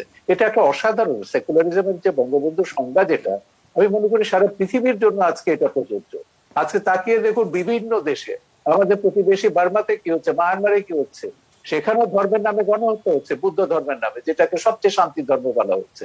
বিভিন্ন দেশে ধর্মের নামে হত্যা, সন্ত্রাস, নির্যাতন হচ্ছে। ধর্মকে যখনই আপনি রাজনৈতিক ভাবে ব্যবহার করবেন তখনই কিন্তু আপনার সমস্ত সন্ত্রাস এবং দুষ্কর্মকে ধর্মের নামে আপনি বৈধতা দিতে পারবেন। সেই জন্য যেটা মাননীয় প্রধানমন্ত্রী আজকে যেটা বললেন যে কি নাই, ধর্মের পবিত্রতা রক্ষা করবার জন্যই এদেরকে পরিষ্কার ভাবে বলতে হবে না তোমাদেরকে ধর্মে নিজেরা দেয়নি। ডোন্ট টক অ্যাবাউট ইসলাম। ইসলাম আলেম ওলামারা ইসলামের ব্যাখ্যা দেবেন, আমরা তাদের কাছে ইসলাম শুনবো। এবং আমরা নিজেরা কি কোরআন হাদিস কি আমরা কি পড়তে পারি না? এটা কি এমনই কি দুর্বোধ্য জিনিস? আমাদের সেটাই হচ্ছে কথা। আজকে আমাদের সিদ্ধান্ত নিতে হবে। আপনি যেটা বললেন 71 সালে নির্ধারিত হয়ে গেছে বাংলাদেশ কোথায় যাবে। বাংলাদেশ যে পাকিস্তান হবে না এই মীমাংসা তো 71-এ হয়েছে। 30 লক্ষ শহীদ রক্ত দিয়ে এটা মীমাংসা করে দিয়ে গেছে। এই সংবিধান লেখার সময় বঙ্গবন্ধু বলেছে যে 30 লক্ষ শহীদের রক্ত দিয়ে আমরা এই সংবিধান লিখছি, আগামী প্রজন্মের দায়িত্ব হচ্ছে সেটাকে রক্ষা করা। আমরা রক্ষা করতে ব্যর্থ হয়েছি। বঙ্গবন্ধুর আদর্শ, 30 লক্ষ শহীদের আত্মদান আমরা সম্মান করতে ব্যর্থ হয়েছি। সেই দায় আমাদেরকে বহন করতে হবে। এখন সময় এসছে, বঙ্গবন্ধুর কন্যা ক্ষমতা রয়েছে এবং অতীতে যে কোনো সময়ের চেয়ে আওয়ামী লীগ এখন অনেক বেশি শক্তিশালী। সেই জন্য আওয়ামী লীগ যদি চায় আমরা মুক্তিযুদ্ধের চেতনার সংবিধান পুনঃপ্রবর্তন করতে পারবো। বঙ্গবন্ধুর আদর্শ, 30 লক্ষ শহীদের যে কারণে জীবনদান, সবকিছু সফল হবে স্বাধীনতার সুবর্ণ জয়ন্তীতে এবং বঙ্গবন্ধুর জন্মশতবার্ষিকীতে। সেই জায়গায় সেই ব্যবস্থা করতে বঙ্গবন্ধু সেটা দিয়ে গেছে। আপনি যদি বাংলাদেশে সন্ত্রাস মুক্ত করতে চান, ইসলামের নামে, ধর্মের নামে এই ধরনের সহিংসতা, উন্মাদনা, হত্যা, জিজ্ঞাসা এগুলো যদি বন্ধ করতে চান, আমাদের আর্থসামাজিক উন্নয়নের ধারা যেটা, এটাকে যদি অব্যাহত রাখতে চান, তাহলে কিন্তু আপনাকে সেই বঙ্গবন্ধুর ব্যবস্থাপত্রটা গ্রহণ করতে হবে। এর কোনো বিকল্প নেই। জি, জনাব শাহরিয়ার কবির, আপনাকে ধন্যবাদ। আমরা ছোট্ট একটা বিরতিতে যাচ্ছি, বিরতির পর আলোচনায় ফিরবো। প্রিয় দর্শক, আশা করি ফিরে এসে আপনাদের সঙ্গেই পাবো।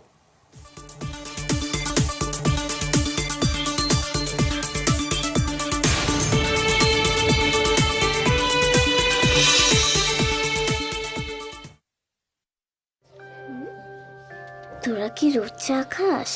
হ্যাঁ, বাবা বাসায় আসলে চা খাই, গল্প করি। ছোট্ট এক স্বপ্ন জাগে, ছোট্ট এক। এই যে ভালো চার দাম কত?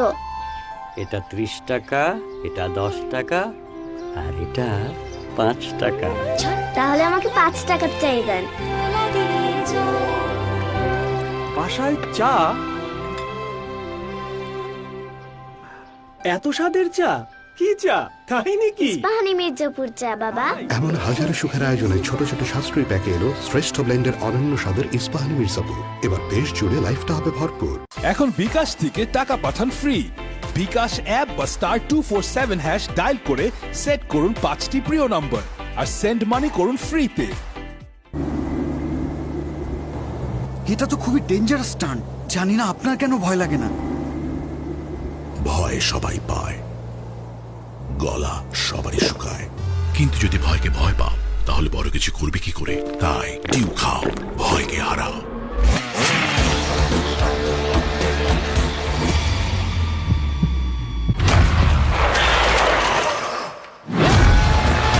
মাউন্টেন ডিউ, ভয়ের পরে জয়। ভালো আছেন স্যার? অ্যাকাউন্ট তো আপনি খুলে দিয়েছিলেন, টাকা জমা দেবো কোথায়? আমাকেই দিন। এই যে স্যার। মাকে বাড়িতে টাকা পাঠাবো। আমি পাঠিয়ে দিচ্ছি। স্যার আর কিছু? লোনের আবেদন করতে চাই। এইবার নিশ্চয়ই বলবেন না আপনি? জি স্যার, আমি। দেশের সর্বপ্রথম one stop banking IFIC one stop service. ও বলছিলাম কি, আমার তো বদলি চাকরি। আইএফআইসির অন্য শাখা উপশাখায় কি? নিশ্চিন্ত থাকুন স্যার, এক শাখা বা উপশাখার গ্রাহক ওয়ান স্টপ সার্ভিস সহ সব সেবা নিতে পারেন দেশের যে কোনো আইএফআইসি শাখা উপশাখা থেকে।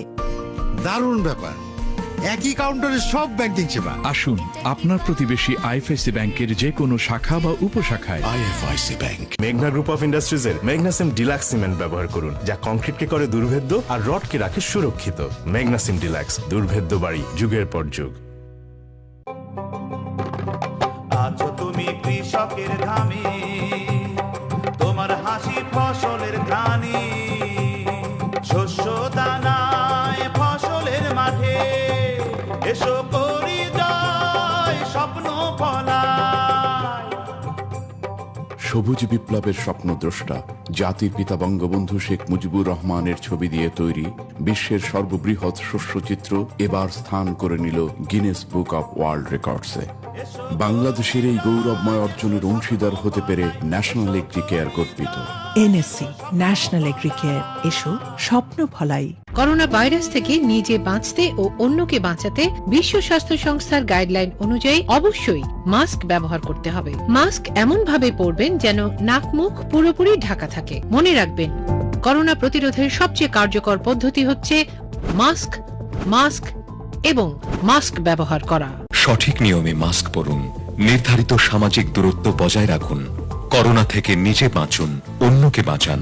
জনসচেতনতায় স্বাস্থ্য ও পরিবার কল্যাণ মন্ত্রণালয়। বিশ্বের 99% স্টিল তৈরি হয় উন্নত প্রযুক্তির ইলেকট্রিক আর্ক বা ব্লাস্ট ফার্নেসে, অথচ বাংলাদেশে অধিকাংশ রডই তৈরি হয় পুরনো প্রযুক্তির ইন্ডাকশন ফার্নেসে। একেএস তৈরি হয় সর্বাধুনিক প্রযুক্তির ইলেকট্রিক আর্ক ফার্নেসে। একেএস ইলেকট্রিক আর্ক ফার্নেসে তৈরি আন্তর্জাতিক মানের স্টিল। না না না না বাবু, আগে তুমি রাখো। না, আগে তুমি। হোয়াট আ প্রেমিক, হোয়াট আ গরম।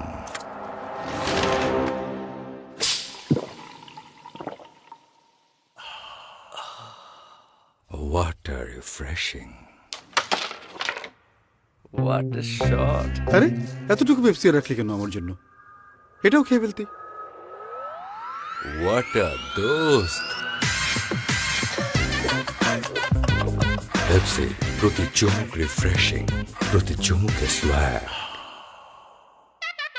খেতে ইচ্ছা করছে কিন্তু বাইরে যাওয়ার মুড নেই? অর্ডার করুন ঘরে বসে পছন্দের খাবার আর মাস জুড়ে ফুড প্যান্ডাতে উপভোগ করুন স্পেশাল সব ডিলস এন্ড ডিসকাউন্টস। 30 মিনিট ডেলিভারির জন্য অর্ডার করুন এখনই।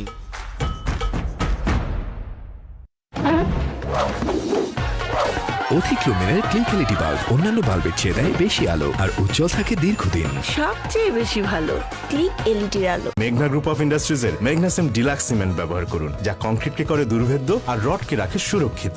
ম্যাগনাসিম ডিলাক্স, দুর্ভেদ্য বাড়ি যুগের পর যুগ। চ্যালেঞ্জ আসতেই থাকবে, কিন্তু আমি থামবো না। নিউক্লিয়ার ম্যান আমাকে খুশকি থেকে দূরে থাকতে সাহায্য করে।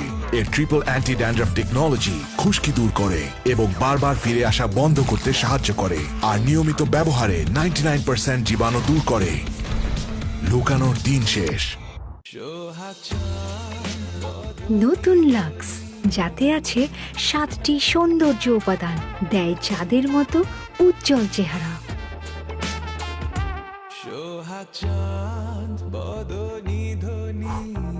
নেভালে কেন? যখন তোমার চেহারায় চাঁদের মতো উজ্জ্বল, তখন আলোর কি দরকার? চাঁদের মতো উজ্জ্বল চেহারা, নতুন লাক্স।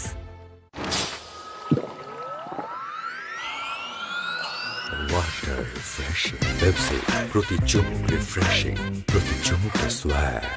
দিন যেমনই হোক, আমার চেহারা করে গ্লো, কারণ আমার আছে নতুন লাক্স 7টি সৌন্দর্য উপাদানের সাথে।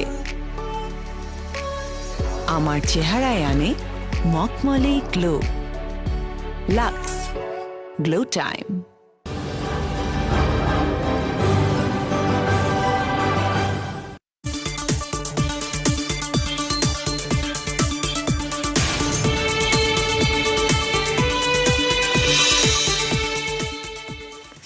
প্রিয় দর্শক, ফিরে এলাম আলোচনায়। কথা বলছিলাম হেফাজতে ইসলামীর নানা অপতৎপরতা, অপকর্মকাণ্ড নিয়ে। যারা মিসবাহ রহমান চৌধুরী, আমাদের অনুষ্ঠানের সময় অল্প অল্প বাকি আছে, আমরা একটু আপনার কাছ থেকে শুনে নেই যে আপনি দীর্ঘদিন ধরে এই রাজনীতি করছেন, আন্দোলন করছেন, এই যে হেফাজতে এসে যে ইসলামের যেই মানে ভাবমূর্তিরা ক্ষুণ্ণ করছে, এটারে আবার ইসলামের ভাবমূর্তিরা ফিরিয়ে আনার জন্য কি করা দরকার? আলহামদুলিল্লাহ, ইসলামের তো ভাবমূর্তি উজ্জ্বল আছেই, হেফাজতিটা ক্ষুণ্ণ করতে পারবে না। তারা অশান্তি সৃষ্টি করতেছে। ইসলাম কি তাদের ইসলামের কি তারা সোল এজেন্ট? তারার কথাই কি আল্লাহ বেচতে দিবেন আর দুজকে দিবেন? বাংলাদেশে আমরা যারা মুসলমান বসবাস করি, এখানে কোটি কোটি মুসলমান, তো এইখানে যারা ইসলাম প্র্যাকটিস করতেছেন এরা তো ধরেন বেশিরভাগ মানুষই ইসলামের মহান আদর্শে অনুপ্রাণিত হয়ে ইসলাম প্র্যাকটিস করে। এরা ইসলামে যে উগ্রবাদ সৃষ্টি করতে চাচ্ছে, এই জিনিসটাকে রুখতে হবে। আমি মনে করি রুখতে হবে এইটা। আর এই যে দর্শন নিয়ে তারা এখন মাঠে নামছে, এক নাম্বার হইল অর্থায়নের বিষয়টা আছে। এটা তাদের সংগ্রহের উৎপত্তি স্থল, উৎসটা কোত্থেকে টাকাটা আসে, হ্যাঁ, এটা সরকার খুঁজে বের করতে হবে। এবং আমরা কিছু আমরা দেখেছি হেফাজতের 54 জন নেতার ব্যাংক অ্যাকাউন্ট তলব করেছে বাংলাদেশ ব্যাংক, সেটার একটা দেখেছি, হয়তো খুঁজবে হয়তো তাদের অর্থের উৎস। এইটা তো করা উচিত, এটা করা উচিত যে তারা এই টাকা পয়সা, এটাদের তো অতীতের জীবন আমরা জানি। আপনি আমাকে মৌলানা বলছেন, আমি মাদ্রাসায় লেখাপড়া করিনি, আমি কিন্তু 40 বছর এই ইসলামিক রাজনীতির সাথে আছি বাংলাদেশে। এবং আমি মনে করি যে এই যে 38 আর্টিকেলস যাদেরকে ব্যান করা হয়েছিল, এইটা বলার স্বাধীনতা বিরোধীদেরকে আটকে রাখার জন্য। এদেরকে কখনো রাজনীতি করার সুযোগ দেওয়া উচিত ছিল না, যারা পরে উইথড্র করছেন। তাহলে ওই অতীতের যে মওদুদি দর্শন আর নিয়ন্ত্রক হইতে পারত না। তো এই জন্য যাতে উদার অসাম্প্রদায়িক মানবতার যে ইসলাম, এটাকে ব্যাপক আকারে আরো প্রচার করতে হবে, আর এদেরকে প্রতিহত করতে হবে। আর এই প্রতিহত হইতে হবে শুধুমাত্র আমি বলবো যে শক্তি প্রয়োগের মাধ্যমে নয়, আদর্শিক লড়াইটা আদর্শিক হইতে হবে। জি জি, আপনাকে অনেক ধন্যবাদ। লীনা পারভীন, শাহরিয়ার কবিরও যেটা বলছিলেন যে বঙ্গবন্ধু যে অসাম্প্রদায়িক বাংলাদেশ আমরা স্বাধীনতা যুদ্ধ করে পেয়েছি, সেটা রক্ষা করার দায়িত্ব ছিল নতুন প্রজন্মের। নতুন প্রজন্মের একজন হিসেবে আপনার কাছে জানতে চাচ্ছি যে সেই দায়িত্ব শাহরিয়ার কবির নিজের ব্যর্থতা স্বীকার করেছেন, নতুন প্রজন্মের একজন হিসেবে আপনি এই অসাম্প্রদায়িক বাংলাদেশ রক্ষায় আপনার দায়িত্ব কত? আপনি মানে আপনারা মানে আমরা, আমিও আপনাকে মিলে আমরা কতটা পালন করতে পারলাম বা কতটা ব্যর্থ হলাম? একটু ছোট্ট করে বলতে হবে, সময় ফুরিয়ে আসছে। না, সময় ফুরিয়ে আসলেও একটু সময় দিতে হবে। সেটা হচ্ছে যে উত্তরটা আমি হা না দিয়ে দিতে চাই না। আমরা আমাদের জায়গা থেকে, আমাদের সচেতনতার জায়গা থেকে লড়াই করে যাচ্ছি, কিন্তু এখানে আমি একটা কথা না বলে পারছি না, সেটা হচ্ছে মাওলানা মামুনুল হক কিন্তু বলেছেন যে তাদের হাতে ডিজিটাল মিডিয়া আছে, ডিজিটাল প্ল্যাটফর্ম তাদের দখলে। আমি বলতে চাই এটা কিন্তু সরকারের ডিজিটাল বাংলাদেশের যে স্বপ্ন সেটার জন্য চ্যালেঞ্জ। এখানে প্রসঙ্গক্রমে আমি আবার একটু বলতে চাই, আপনাদের আরেকটা অনুষ্ঠানেও আমি বলেছিলাম, তখন আমাদের মাননীয় ডাক ও টেলিযোগাযোগ মন্ত্রী ছিলেন, যে ফেসবুকের যে ফ্যাক্ট চেকার দিয়েছে, তারা নিয়োগ দিয়েছে বাংলাদেশ চ্যাপ্টারের জন্য, সেই জায়গার একজন যিনি দায়িত্বপ্রাপ্ত আছেন, একজন পুরুষ, তার একটা ফেসবুক পোস্ট দেখলাম, সেইখানে সে একটা অ্যানোনিমাস পোস্ট দিয়েছে তার নাম দিয়ে, তার আইডি থেকে, যে কোন কোন পেজ গুলো সরকারের বিপক্ষে কথা বললে এক ধরনের প্রতিশোধমূলক ব্যবস্থা নেওয়া হয়, অথবা কোন ধরনের পেজ আপনাদের জানা আছে। আমি দেখি একটা, সে একটা জরিপের মতো, এটা একটা টোপ ফেলা কিন্তু। তো একজন ব্যক্তি যিনি ফেসবুক থেকে নিয়োগপ্রাপ্ত বা দায়িত্বপ্রাপ্ত ফ্যাক্ট চেকার হিসেবে, সে যখন এই ধরনের পোস্ট দেয় এবং মামুনুল হক যখন বলে ডিজিটাল মিডিয়া প্ল্যাটফর্ম তাদের দখলে, তখন কিন্তু আমাদের 2 2 4 যে হয়, এই অঙ্কটা খুব পরিষ্কার হয়ে যায়। তাহলে এই যদি হয় বাস্তবতা, তাহলে আমরা তরুণ প্রজন্ম আজকে রাস্তার আন্দোলন নেই, আজকে অসাম্প্রদায়িক বাংলাদেশের জন্য যে রাস্তার মিছিল মিটিং করার সেই অবস্থার সেই বাস্তবতা কিন্তু নেই, কারণ মুক্তিযুদ্ধের পক্ষের সরকার এখন ক্ষমতায় আছে। তাহলে আমাদের লড়াইটা করতে হচ্ছে ডিজিটাল মিডিয়াকে কেন্দ্র করে, যে জায়গায় আমাদের একজন সহযোদ্ধা অমির রহমান পিয়াল, যে একজন প্রতিষ্ঠিত অনলাইন যোদ্ধা, মুক্তিযুদ্ধ গবেষক, উনি একটা পোস্ট দিয়েছিলেন যেটা অনলি মি ছিল। আপনারা জানেন অনলি মি মানে হচ্ছে কোনো অডিয়েন্স থাকে না। সেই পোস্টটাকে রিপোর্ট করে তার আইডি রেস্ট্রিক্টেড দেওয়া হয়েছে, পরবর্তীতে উনি ফেসবুককে চ্যালেঞ্জ করে আইডি ফেরত এনেছে। এই ঘটনাটা আমাদের কাছে প্রমাণ দেয়, তার মানে ফেসবুক কর্তৃক নিয়োগকৃত দায়িত্বপ্রাপ্ত যেসব ব্যক্তিরা বাংলাদেশে আছেন, তারা কাদের এজেন্ট হয়ে কাজ করছে। তার মানে আমাদের আইডি গুলো কিন্তু টার্গেটেড আইডি হয়ে যাচ্ছে। তাহলে আমি আপনার প্রশ্নের উত্তরটা আশা করি আপনি পেয়ে গেছেন, আমাদের লড়াইটা কতটা কঠিন, আমাদের লড়াইটা কতটা শঙ্কা মুক্ত নয়। এই জায়গায় আমরা সরকারকে শক্তভাবে বলতে চাই, তাদেরকে সিদ্ধান্ত নিতে হবে, তারা কি মুক্তিযুদ্ধের বাংলাদেশ গড়তে গিয়ে ডিজিটাল প্ল্যাটফর্ম তারুণ্য মুক্তিযুদ্ধের পক্ষে শক্তির হাতে ছেড়ে দিবে, নাকি মুক্তিযুদ্ধের বিপক্ষ শক্তির হাতে ছেড়ে দিবে। এই জায়গায় সিদ্ধান্ত নিতে হবে এবং প্রাতিষ্ঠানিকভাবে সেই সিদ্ধান্তটা আসতে হবে। জি লেনি পারভিন, আপনাকে ধন্যবাদ। আমরা অনুষ্ঠানের শেষ বিরতিতে যাচ্ছি। প্রিয় দর্শক, আশা করি ফিরে এসে আপনাদের পাবো।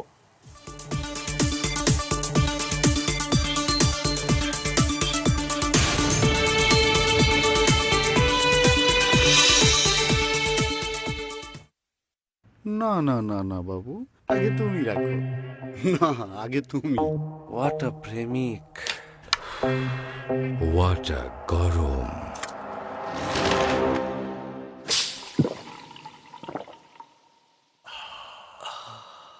What a refreshing. What a shot. আরে এতটুকু পেপসি রাখলি কেন আমার জন্য? এটাও খেয়ে ফেলতি। হোয়াট আ দোস্ত। পেপসি, প্রতি চুমুক রিফ্রেশিং, প্রতি চুমুকে সোয়াগ। মেঘনা গ্রুপ অফ ইন্ডাস্ট্রিজের ম্যাগনাসিম ডিলাক্স সিমেন্ট ব্যবহার করুন, যা কংক্রিটকে করে দুর্ভেদ্য আর রডকে রাখে সুরক্ষিত। ম্যাগনাসিম ডিলাক্স, দুর্ভেদ্য বাড়ি যুগের পর যুগ।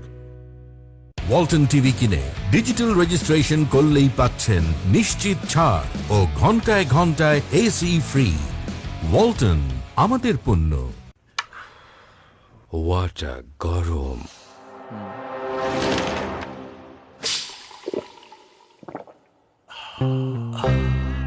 What a refreshing. আরে এতটুকু পেপসি রাখলি কেন আমার জন্য? এটাও খেয়ে ফেলতি। হোয়াট আ দোস্ত। পেপসি, প্রতি চুমুক রিফ্রেশিং, প্রতি চুমুকে সোয়াগ। বিভিন্ন প্রয়োজনে লেনদেন করতে আপনার বাইরে যেতে হবে না, ঘরে বসেই যে কোনো লেনদেন বিকাশ করুন। যেমন টাকা পাঠানো, বিদ্যুৎ সহ বিভিন্ন বিল পরিশোধ, কিংবা মোবাইল রিচার্জ। আর বিকাশের ব্যালেন্স শেষ হয়ে গেলে ব্যাংক বা কার্ড থেকে মুহূর্তেই টাকা আনুন। ঘরে থাকুন, নিরাপদে থাকুন। বিশ্বের ৯৯% স্টিল তৈরি হয় উন্নত প্রযুক্তির ইলেকট্রিক আর্ক বা ব্লাস্ট ফার্নেসে, অথচ বাংলাদেশে অধিকাংশ রডই তৈরি হয় পুরনো প্রযুক্তির ইন্ডাকশন ফার্নেসে। একেএস তৈরি হয় সর্বাধুনিক প্রযুক্তির ইলেকট্রিক আর্ক ফার্নেসে। একেএস ইলেকট্রিক আর্ক ফার্নেসে তৈরি আন্তর্জাতিক মানের স্টিল। গান্দিয়া হাসাই আমি, গান্দিয়া নাচাই, গাইতে গাইতে দুনিয়াতে আনন্দ বিলাই। বইটাবা, এই দরিয়া থেকে তোর গান দুনিয়ার কেউ শুনবো না। শুনবে চাচা, সবাই শুনবে। গ্রামীণ ফোন 4G যার, দুনিয়াটা হাতে তার। সম্ভবের 50-এ এই স্বপ্নগুলোর পাশে আছি দেশ জুড়ে সবচেয়ে বেশি 4G টাওয়ার নিয়ে। গ্রামীণ ফোন। চকলেট খাবো মা, প্লিজ। Thank you. অমূল্য এই হাসিগুলো মলিন হয়ে যাচ্ছে আমাদের অবহেলার কারণে। প্রয়োজন দিনে 2 বার ব্রাশ ও নিয়মিত ডেন্টাল চেক আপ। তাই আজই রেজিস্ট্রেশন করুন আর নিকটস্থ ডেন্টিস্টের কাছ থেকে নিন পেপসোডেন্টের ফ্রি ডেন্টাল চেক আপ। মেঘনা গ্রুপ অফ ইন্ডাস্ট্রিজের ম্যাগনাসিম ডিলাক্স সিমেন্ট ব্যবহার করুন, যা কংক্রিটকে করে দুর্ভেদ্য আর রডকে রাখে সুরক্ষিত। ম্যাগনাসিম ডিলাক্স, দুর্ভেদ্য বাড়ি যুগের পর যুগ। ডিজিটাল ক্যাম্পেইনে এবার মার্সেল ফ্রিজ ও ওয়াশিং মেশিন কিনে পেতে পারেন এসি ও ফ্যান ফ্রি। মার্সেল। চ্যাম্পিয়ন হতে হলে ঘাম ছড়াতেই হবে। ক্যাচ। ও নো কোচ, শুধু ঘাম সমস্যা না, কিন্তু খাবার চুলকানি বড় সমস্যা। ক্যাচ। লাইফ বয় কুল ফ্রেশ। চুলকানি হয় জীবাণু আর ঘাম থেকেও। লাইফ বয় কুল ফ্রেশ জীবাণুর সাথে ফাইট করে আর তোমাকে রাখে ফ্রেশ 12 ঘন্টা পর্যন্ত। লাইফ বয় কুল ফ্রেশ এবং লেমন ফ্রেশ। টিভি কিনে ডিজিটাল রেজিস্ট্রেশন করলে নিশ্চিত 15,000 টাকা পর্যন্ত ছাড়। দিন যেমনই হোক, আমার চেহারা করে গ্লো, কারণ আমার আছে নতুন লাক্স 7টি সৌন্দর্য উপাদানের সাথে। আমার চেহারায় আনে মখমলে গ্লো। Lux glow time. খেললি?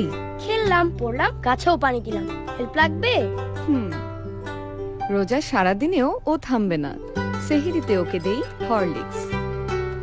এতে আছে ক্যালসিয়াম, আয়রন, ভিটামিন সি সহ 23টি প্রয়োজনীয় পুষ্টি। হরলিক্স সেহরিতে সহায়তা করে পুষ্টিতে।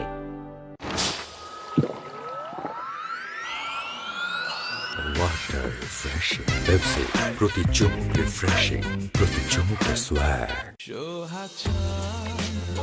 নতুন লাক্স, যাতে আছে 7টি সৌন্দর্য উপাদান, দেয় চাঁদের মতো উজ্জ্বল চেহারা।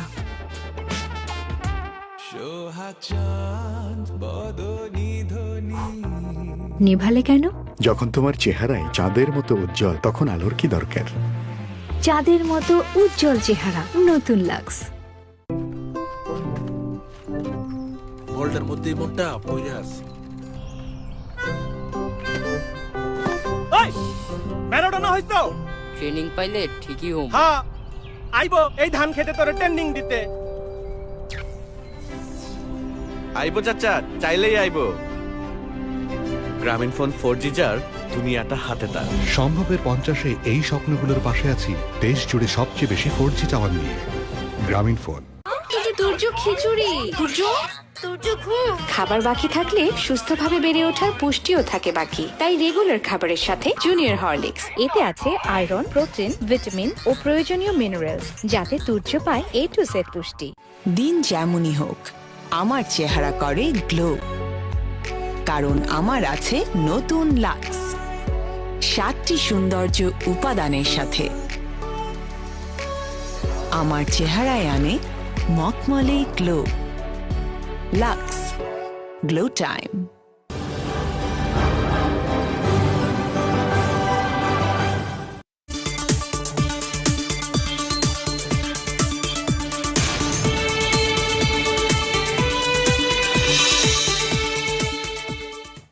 প্রিয় দর্শক, ফিরে এলাম আলোচনায়। কথা বলছিলাম হেফাজতের নানা কর্মকাণ্ড নিয়ে। আমরা অনুষ্ঠানের শেষ প্রান্তে চলে এসেছি, অল্প একটু সময় আছে। আমি শেষ করব সমর রেজাউল করিমকে দিয়ে, তবে তার আগে ইশতিয়াক রেজার কাছ থেকে ছোট্ট একটু শুনে নিই। ইশতিয়াক রেজা বোধহয় চলে গেছেন। অ্যাডভোকেট সমর রেজাউল করিম, অনেকগুলো বিষয় আলোচনায় এসেছে, আপনাকে দিয়ে অনুষ্ঠান শেষ করবো। এরকম যে এখন কিন্তু যে বাংলাদেশের ইশতিয়াক রাজা বলেছেন চিত্রটা পরিষ্কার, বাংলাদেশের পক্ষ বাংলাদেশের বিপক্ষ, মুক্তিযুদ্ধের পক্ষের সরকার ক্ষমতায়, বাংলাদেশকে সঠিক রাস্তায় রাখার দায়িত্ব সরকারের। সেইখানে ঠিক ধরেন হেফাজতের বিরুদ্ধে অনেকগুলো ব্যবস্থা নেওয়া, যেমন মামুনুল হক দীর্ঘদিন ধরে বঙ্গবন্ধুর বিরুদ্ধে, বাংলাদেশের সংবিধানের বিরুদ্ধে, মুক্তিযুদ্ধের বিরুদ্ধে কথা বলছে, উস্কানি দিচ্ছে, কিন্তু তাদের বিরুদ্ধে ঠিক কঠোর ব্যবস্থা যেটা বলা সেটা দেখা যায়নি। সেই জায়গা থেকে বাংলাদেশকে ঠিক রাস্তায় রাখার দায়িত্ব আওয়ামী লীগের এবং বঙ্গবন্ধু কন্যা ক্ষমতায়, সেইখানে আরও শক্ত অবস্থান, যেটা অন্য বক্তারা বলছেন। সেই জায়গায় আমি আপনার বক্তব্য দিয়ে অনুষ্ঠান শেষ করতে চাই। ধন্যবাদ। দেখেন, বঙ্গবন্ধু কন্যাকে কিন্তু সকল কিছুই করতে হয়। এই রাষ্ট্রটা পরিচালনা করতে হয় মানুষের অন্ন, বস্ত্র, বাসস্থান, চিকিৎসা, শিক্ষা, সাংবিধানিক অধিকার, সাংবিধানিক রাষ্ট্র ব্যবস্থা, সাংবিধানিক ধারাবাহিকতা রক্ষা করতে হয়, দলকে ঠিক রাখতে হয়, বিদেশকে ঠিক রাখতে হয়, সমস্ত কিছু কিন্তু তাকে করতে হয়। প্রথম তাকে মাথায় রাখতে হয় যে দেশের কোটি কোটি মানুষের যে ফান্ডামেন্টাল নিডস, মৌলিক চাহিদা, এগুলো পূরণ করতে হবে। কোনো একজন মানুষ যেন না খেয়ে মারা না যায়, বিচার হয় যেন, গণতান্ত্রিকতা থাকে, আইনসম্মতভাবে সবকিছু হয়, বিচারহীনতার সংস্কৃতি যেন মাথা চাড়া দিয়ে উঠতে না পারে, সবকিছুই কিন্তু তাকে দেখতে হয়। আমি একটা জিনিস নুরুল আমিন প্রভাস আপনাকে মনে করিয়ে দেই, আপনি জানেন তারপর মনে করিয়ে দিই। আমরা একটা সাম্প্রদায়িক চিন্তা চেতনার রাষ্ট্র ব্যবস্থা থেকে বেরিয়ে আসি কিন্তু 1971 সনে। সেখান থেকে বঙ্গবন্ধু অত্যন্ত স্বল্প সময় পেয়েছিলেন 75 পর্যন্ত। এখন এই 75-এর আগস্ট পর্যন্ত যে সময়টা, সে সময় কিন্তু ওই পাকিস্তানি ধ্যান ধারণা, চিন্তা চেতনার মানুষরা, প্রশাসনের লোকরা সবাই কিন্তু বাংলাদেশে ছিল, এরা কেউ বিনাশ হয়ে যায়নি। তার ভিতর থেকে বঙ্গবন্ধু মুক্তিযুদ্ধের নতুন একটা ধারা সূচিত করতে চাইলেন। বঙ্গবন্ধুকে হত্যা করার পরে কিন্তু 21 বছর কিন্তু প্রত্যক্ষ বা পরোক্ষভাবে মুক্তিযুদ্ধ বিরোধী অথবা আওয়ামী চিন্তা চেতনার বিরোধী বা স্বাধীনতা বিরোধীরা কোনো না কোনো ভাবে ক্ষমতায় ছিল, ডিসগাইজে হোক, স্বনামে হোক, বেনামে হোক, তারা ছিল। এবং তারা কিন্তু পূর্ব পাকিস্তান পুনরুদ্ধার কমিটির আহ্বায়ক গোলাম আজমও বাংলাদেশে এসে জামাতের আমির হয়েছিল। তখন আব্বাস আলী খানকে ভারপ্রাপ্ত আমির বলা হতো, কিন্তু মূল আমিরকে এটা জিজ্ঞাসা করলে কেউ বলতো না, মূল আমির ছিল গোলাম আজম। এইভাবে কিন্তু 21 বছর, তার পরবর্তীতে আবার 96-এর আওয়ামী লীগ গভর্নমেন্ট চলে যাওয়ার পর আবার 5 বছর, অর্থাৎ 25 বছর কিন্তু স্বাধীন বাংলাদেশে মুক্তিযুদ্ধের চেতনার বাইরের মানুষরা প্রশাসনে ছিল। তারা কিন্তু শিকড় গজিয়েছে, শাখা প্রশাখা হয়েছে, তারা ইউনিভার্সিটি করেছে, ব্যাংক করেছে, বিভিন্ন মিশন করেছে, পলিটেকনিক করেছে, নানাভাবে কিন্তু রাষ্ট্রীয় ক্ষমতায়, অ্যাডমিনিস্ট্রেশনে, ফিনান্সিয়ালি, দেশের বাইরে রাজনৈতিকভাবে তারা প্রতিষ্ঠিত শুধু নিজেরা হয়নি।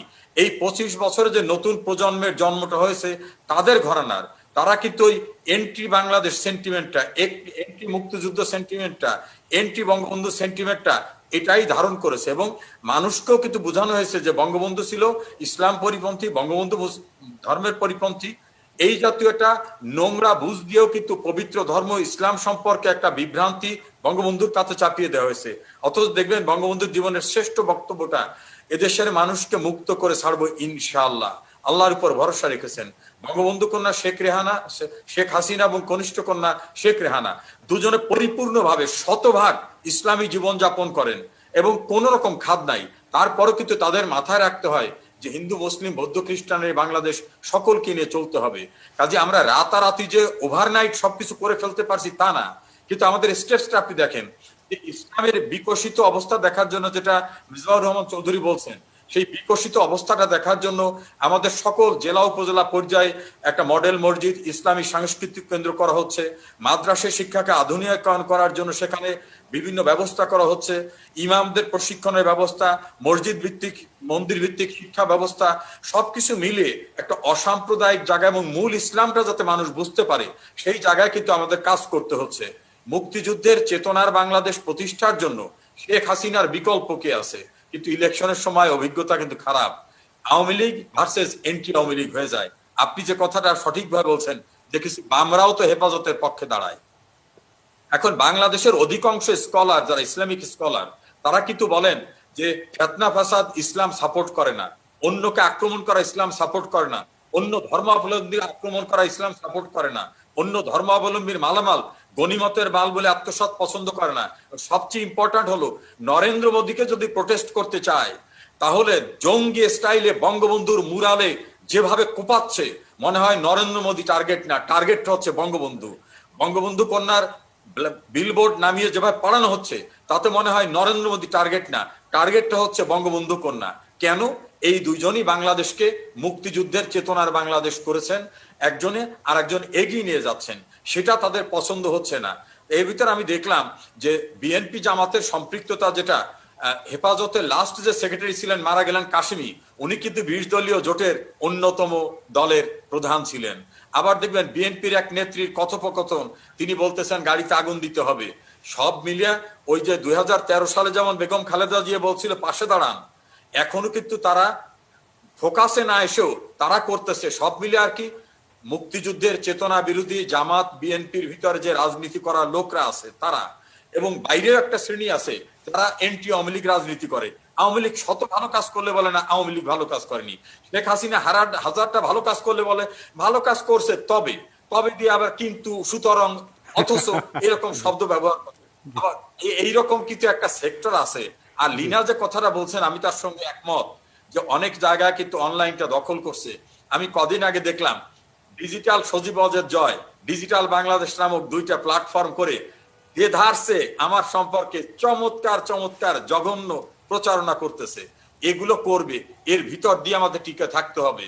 সাম্প্রদায়িকতার বাংলাদেশ পাকিস্তান আমলে ছিল, বঙ্গবন্ধুকে হত্যার পরেও ছিল, কিন্তু কেউ বিনাশ করতে পারেনি। এদেশে আমাদের ঐতিহ্যের মুক্তিযুদ্ধ, সাম্প্রদায়িক সম্প্রীতি, হিন্দু মুসলিম বৌদ্ধ খ্রিস্টান সকলে মিলেই কাজ করতে হবে। সেই ক্ষেত্রে শেখ হাসিনার কোনো বিকল্প নাই। আমি চাইবো সাংবাদিক, আলেম ওলামা, অ্যাক্টিভিস্ট যে যেখানে আছেন, শেখ হাসিনার বিকল্প যেহেতু নাই, তাকে শক্তিশালী করেন, তার পাশে দাঁড়ান সম্মিলিতভাবে। নিশ্চয়ই এই উগ্র সাম্প্রদায়িক স্বাধীনতা বিরোধীদের আমরা অবশ্যই প্রতিহত করব। জি, আপনাদের সবাইকে অনেক ধন্যবাদ। এই অসাম্প্রদায়িক বাংলাদেশ গড়ার যে লড়াই, সেই লড়াইটা আমাদের জারি রাখতে হবে এবং হেফাজতে ইসলাম যারা আসলে ইসলামের শত্রু তাদেরকে রুখে দাঁড়ানোর যে আদর্শিক লড়াই সেটাও চালিয়ে যেতে হবে। ভালো থাকবেন সবাই, সাবধানে থাকবেন।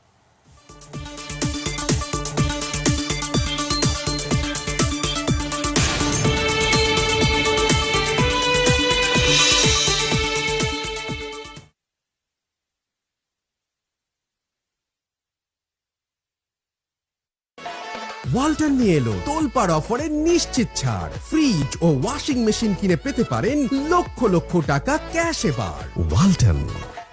আধুনিক বিশ্বের সাথে তাল মিলিয়ে জালালাবাদের রঙিন টিন। জালালাবাদের রঙিন টিন, টিনের সেটের টিকে বেশি দিন। সর্দি, ফ্লু, কোভিড-19 সহ যে কোনো জীবাণুকে ধ্বংস করে। চারপাশ যখন সেফ, আমার পরিবারও সেফ। সেপনিল disinfectant spray. বিশ্বের 99% স্টিল তৈরি হয় উন্নত প্রযুক্তির ইলেকট্রিক আর্ক বা ব্লাস্ট ফার্নেসে, অথচ বাংলাদেশে অধিকাংশ রডই তৈরি হয় পুরনো প্রযুক্তির ইন্ডাকশন ফার্নেসে। AKS তৈরি হয় সর্বাধুনিক প্রযুক্তির ইলেকট্রিক আর্ক ফার্নেসে। AKS ইলেকট্রিক আর্ক ফার্নেসে তৈরি আন্তর্জাতিক মানের স্টিল। টিভি কিনে ডিজিটাল রেজিস্ট্রেশন করলে নিশ্চিত 15,000 টাকা পর্যন্ত ছাড়। দোস্ত, আমার মা কাচ্চি পাঠিয়েছিল আর তুই খেয়ে ফেললি। আরে বাদ দে, 35 টাকার 7 আপে এখন 100 মিলি ফ্রি। 35 টাকার 7 আপে জমবে শেয়ারিং, বাকি সব নো কেয়ারিং। ওয়ালটন টিভি কিনে ডিজিটাল রেজিস্ট্রেশন করলেই পাচ্ছেন নিশ্চিত ছাড় ও ঘন্টায় ঘন্টায় AC ফ্রি। ওয়ালটন, আমাদের পণ্য। অধিক লুমেনের ক্লিক এলইডি বাল্ব অন্যান্য বাল্বের চেয়ে দেয় বেশি আলো আর উজ্জ্বল থাকে দীর্ঘদিন। সবচেয়ে বেশি ভালো ক্লিক এলইডির আলো। ভবিষ্যৎকে কেবল ভাগ্যের কাছে সঁপে দেয়া বুদ্ধিমানের কাজ নয়, নির্মাণ কাজে ভালো রড নিশ্চিত করে নিরাপদ ভবিষ্যৎ। CRM বেলজিয়াম থেকে টেম্পো সার্টিফাইড বাংলাদেশের একমাত্র rod. Bayezid steel, core of excellence. দোস্ত, আমার মা কাচ্চি পাঠিয়েছিল আর তুই খেয়ে ফেললি। আরে বাদ দে, 35 টাকার 7 আপে এখন 100 মিলি ফ্রি। 35 টাকার 7 আপে জমবে শেয়ারিং, বাকি সব নো কেয়ারিং। ওয়ালটন নিয়ে এলো তোলপাড় অফারে নিশ্চিত ছাড়। ফ্রিজ ও ওয়াশিং মেশিন কিনে পেতে পারেন লক্ষ টাকা ক্যাশ এবার। ওয়ালটন। খেতে ইচ্ছা করছে কিন্তু বাইরে যাওয়ার মুড নেই। অর্ডার করুন ঘরে বসে পছন্দের খাবার আর মাস জুড়ে ফুড প্যান্ডাতে উপভোগ করুন স্পেশাল সব ডিলস এন্ড ডিসকাউন্টস। 30 মিনিট ডেলিভারির জন্য অর্ডার করুন এখনই। ওয়ালটন টিভি কিনে ডিজিটাল রেজিস্ট্রেশন করলেই পাচ্ছেন নিশ্চিত ছাড় ও ঘন্টায় ঘন্টায় এসি ফ্রি। ওয়ালটন, আমাদের পণ্য। বিশ্বের 99% স্টিল তৈরি হয় উন্নত প্রযুক্তির ইলেকট্রিক আর্ক বা ব্লাস্ট ফার্নেসে, অথচ বাংলাদেশে অধিকাংশ রডই তৈরি হয় পুরনো প্রযুক্তির ইন্ডাকশন ফার্নেসে। একেএস তৈরি হয় সর্বাধুনিক প্রযুক্তির ইলেকট্রিক আর্ক ফার্নেসে। একেএস ইলেকট্রিক আর্ক ফার্নেসে তৈরি আন্তর্জাতিক মানের স্টিল। দোস্ত, আমার মা কাচ্চি পাঠিয়েছিল আর তুই খেয়ে ফেললি। আরে বাদ দে, 35 টাকার 7 আপে এখন 100 মিলি ফ্রি। 35 টাকার 7 আপে জমবে শেয়ারিং, বাকি সব নো কেয়ারিং। টিভি কিনে ডিজিটাল রেজিস্ট্রেশন করলেই নিশ্চিত 15,000 টাকা পর্যন্ত ছাড়। আতঙ্কিত নয়, সচেতন হন। করোনা ভাইরাস সহ সর্দি, ফ্লু ও অন্যান্য যে কোনো জীবাণু ধ্বংস করতে ভরসা রাখুন সেফনিল হ্যান্ড স্যানিটাইজারে। সেফনিল একটি স্কয়ার। ওয়ালটন নিয়ে এলো তোলপাড় অফারে নিশ্চিত ছাড়। ফ্রিজ ও ওয়াশিং মেশিন কিনে পেতে পারেন লক্ষ লক্ষ টাকা ক্যাশ এবার। ওয়ালটন।